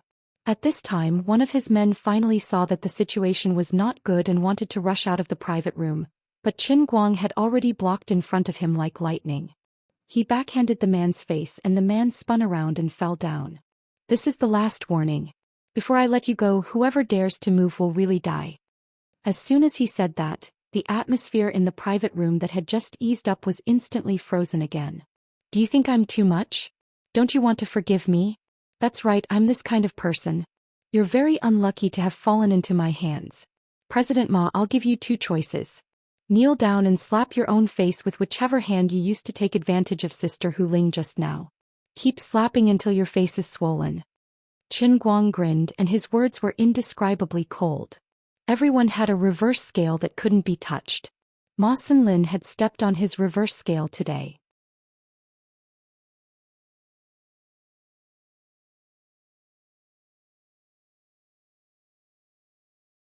Chapter 339. Don't go too far. Ma Xinlin was originally full of anger. He was waiting to escape from here before looking for an opportunity to retaliate. He didn't expect this brat to become more and more ruthless. He didn't soften his attitude because of his concession. Hearing this, Qin Guang grinned and slowly put his hand on his neck.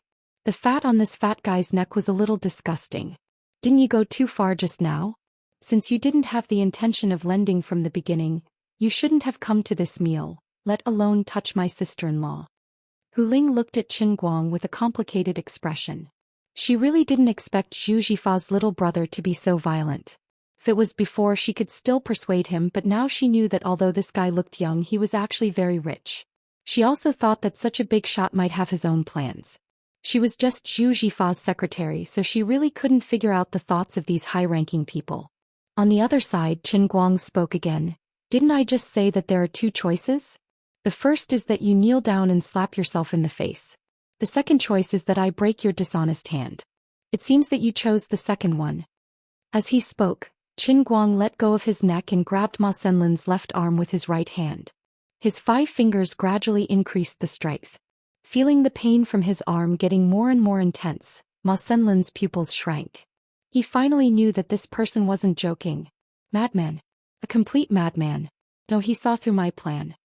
He knew that even if he let me go, I wouldn't give up easily. Faster thief. What the hell should I do now?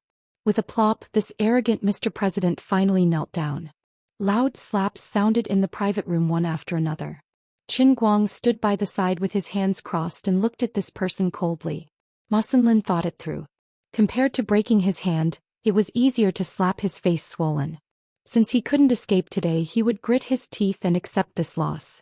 To be able to climb through the system to where he was now, he was indeed a person who knew how to judge the situation.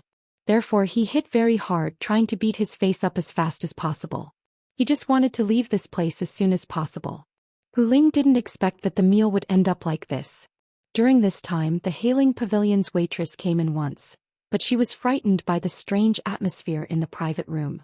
The fat man kneeling on the ground and constantly slapping himself made her think that this was a scene of a gangster boss punishing his underlings. She shrank her neck and ran away, ignoring the pleading eyes of Ma Senlin's subordinates. Ma Senlin was originally very fat and it was not easy to beat him until he looked swollen, but he finally did it. It took him a whole 5 minutes and the inside of his mouth was almost rotten. Bro, are you done?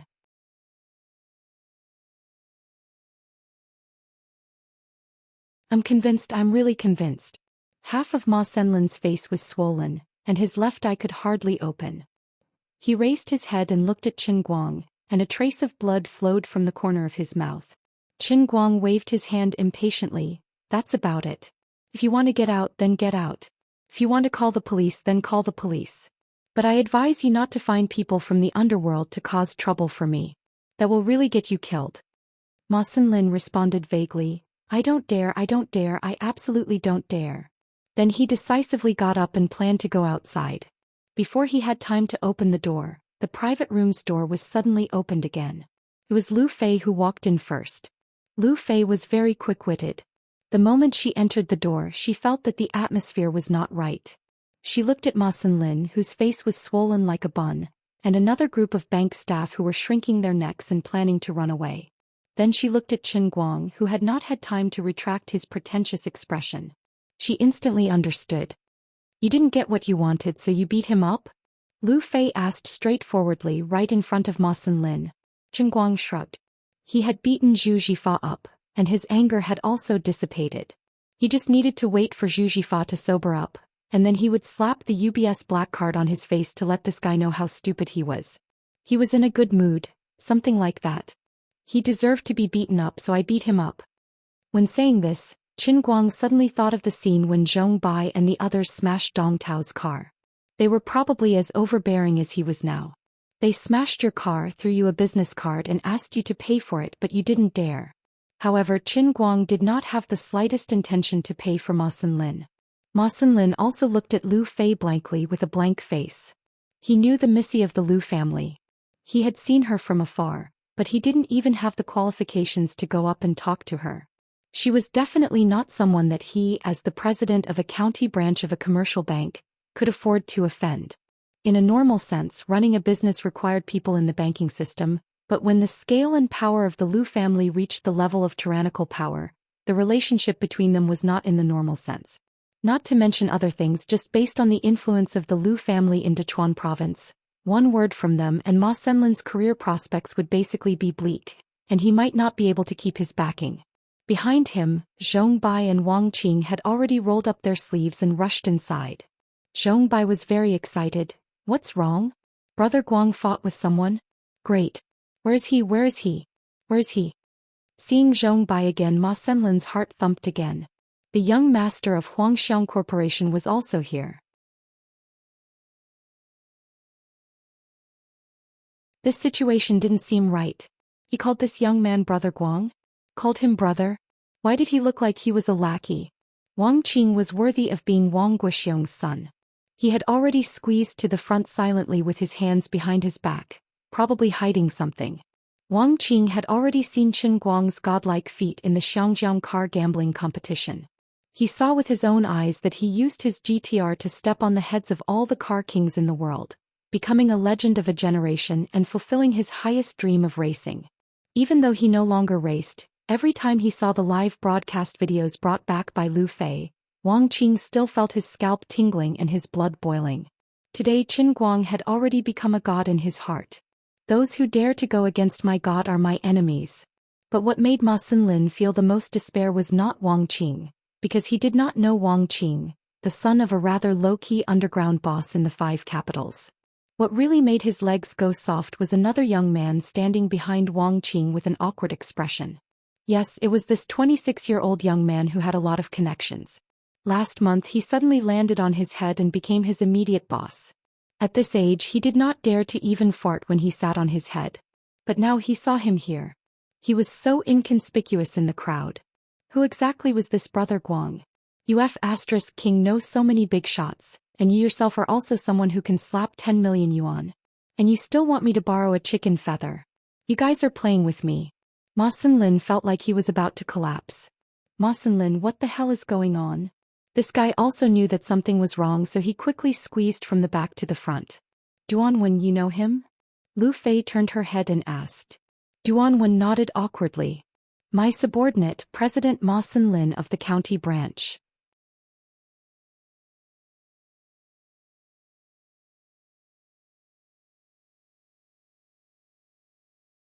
Chapter 340. Hearing those words, Qin Guang nearly burst into laughter. He felt that Ma Xinlin was truly unlucky today. It was one thing for him to beat him up, and it was another thing for him to bump into Lu Fei, Zhong Bai and Wang Qing. He really didn't expect that Duanwen, whose name he didn't even remember among Zhong Bai's group, was his immediate superior. How unlucky must this person be for him to be so unlucky?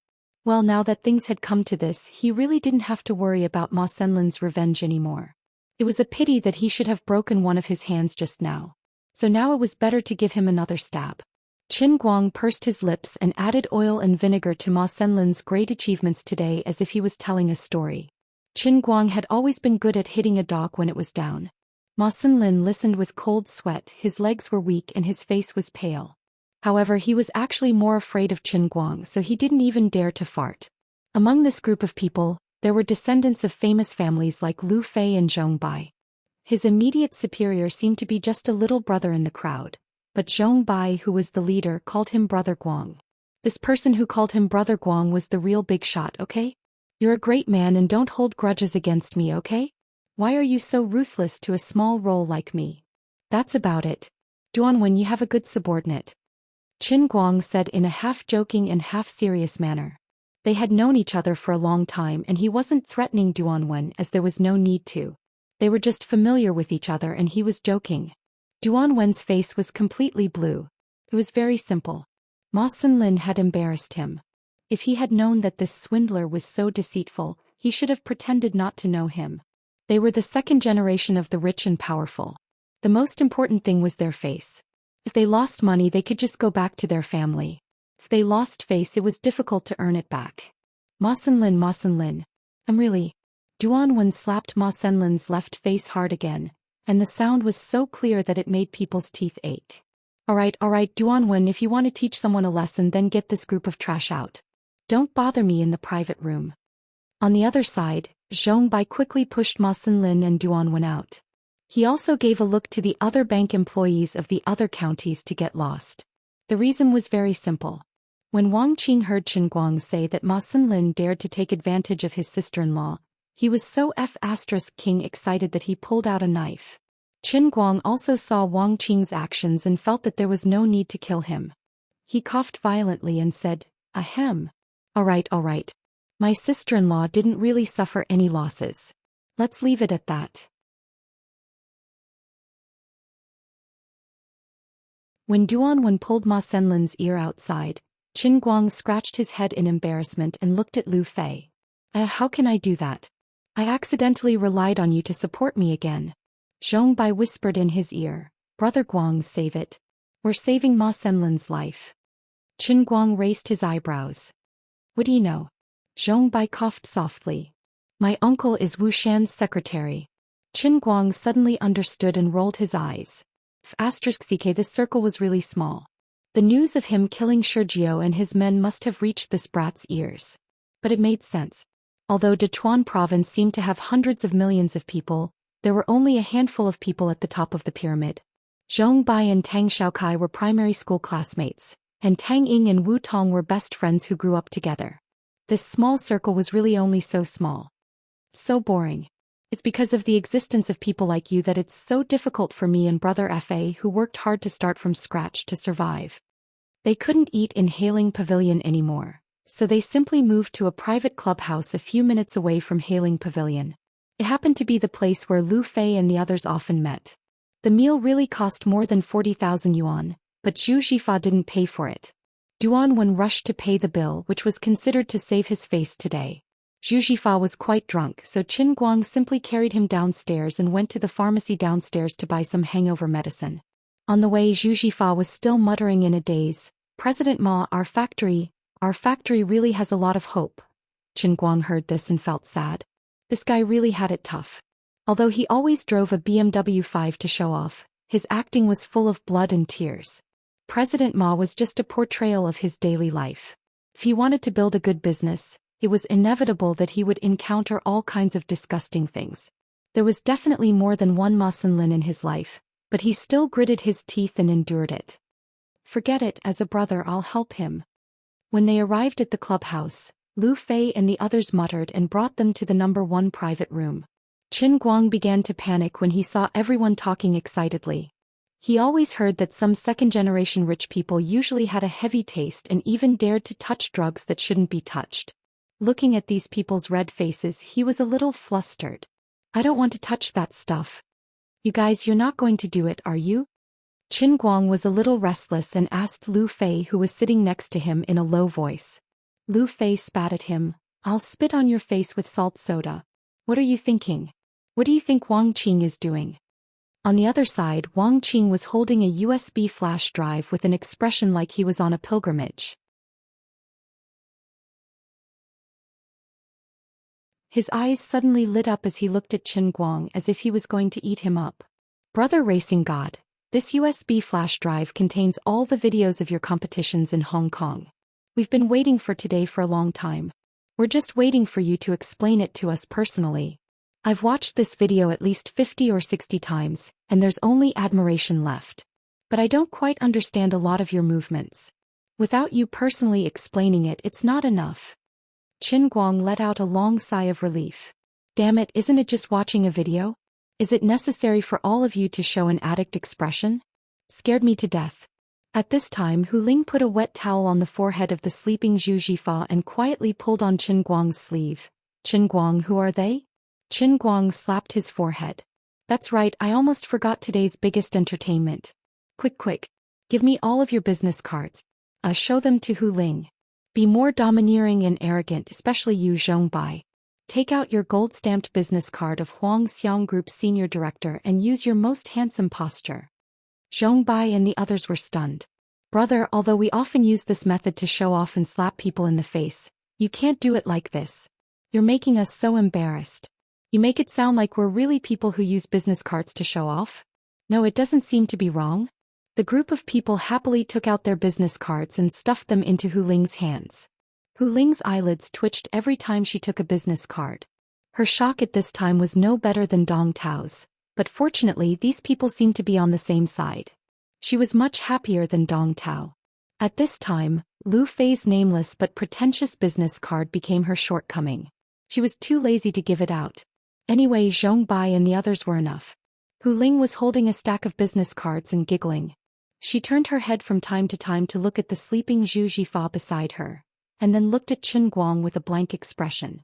Zhu Jifa hadn't been hit yet, but Hu Ling was already heavily injured.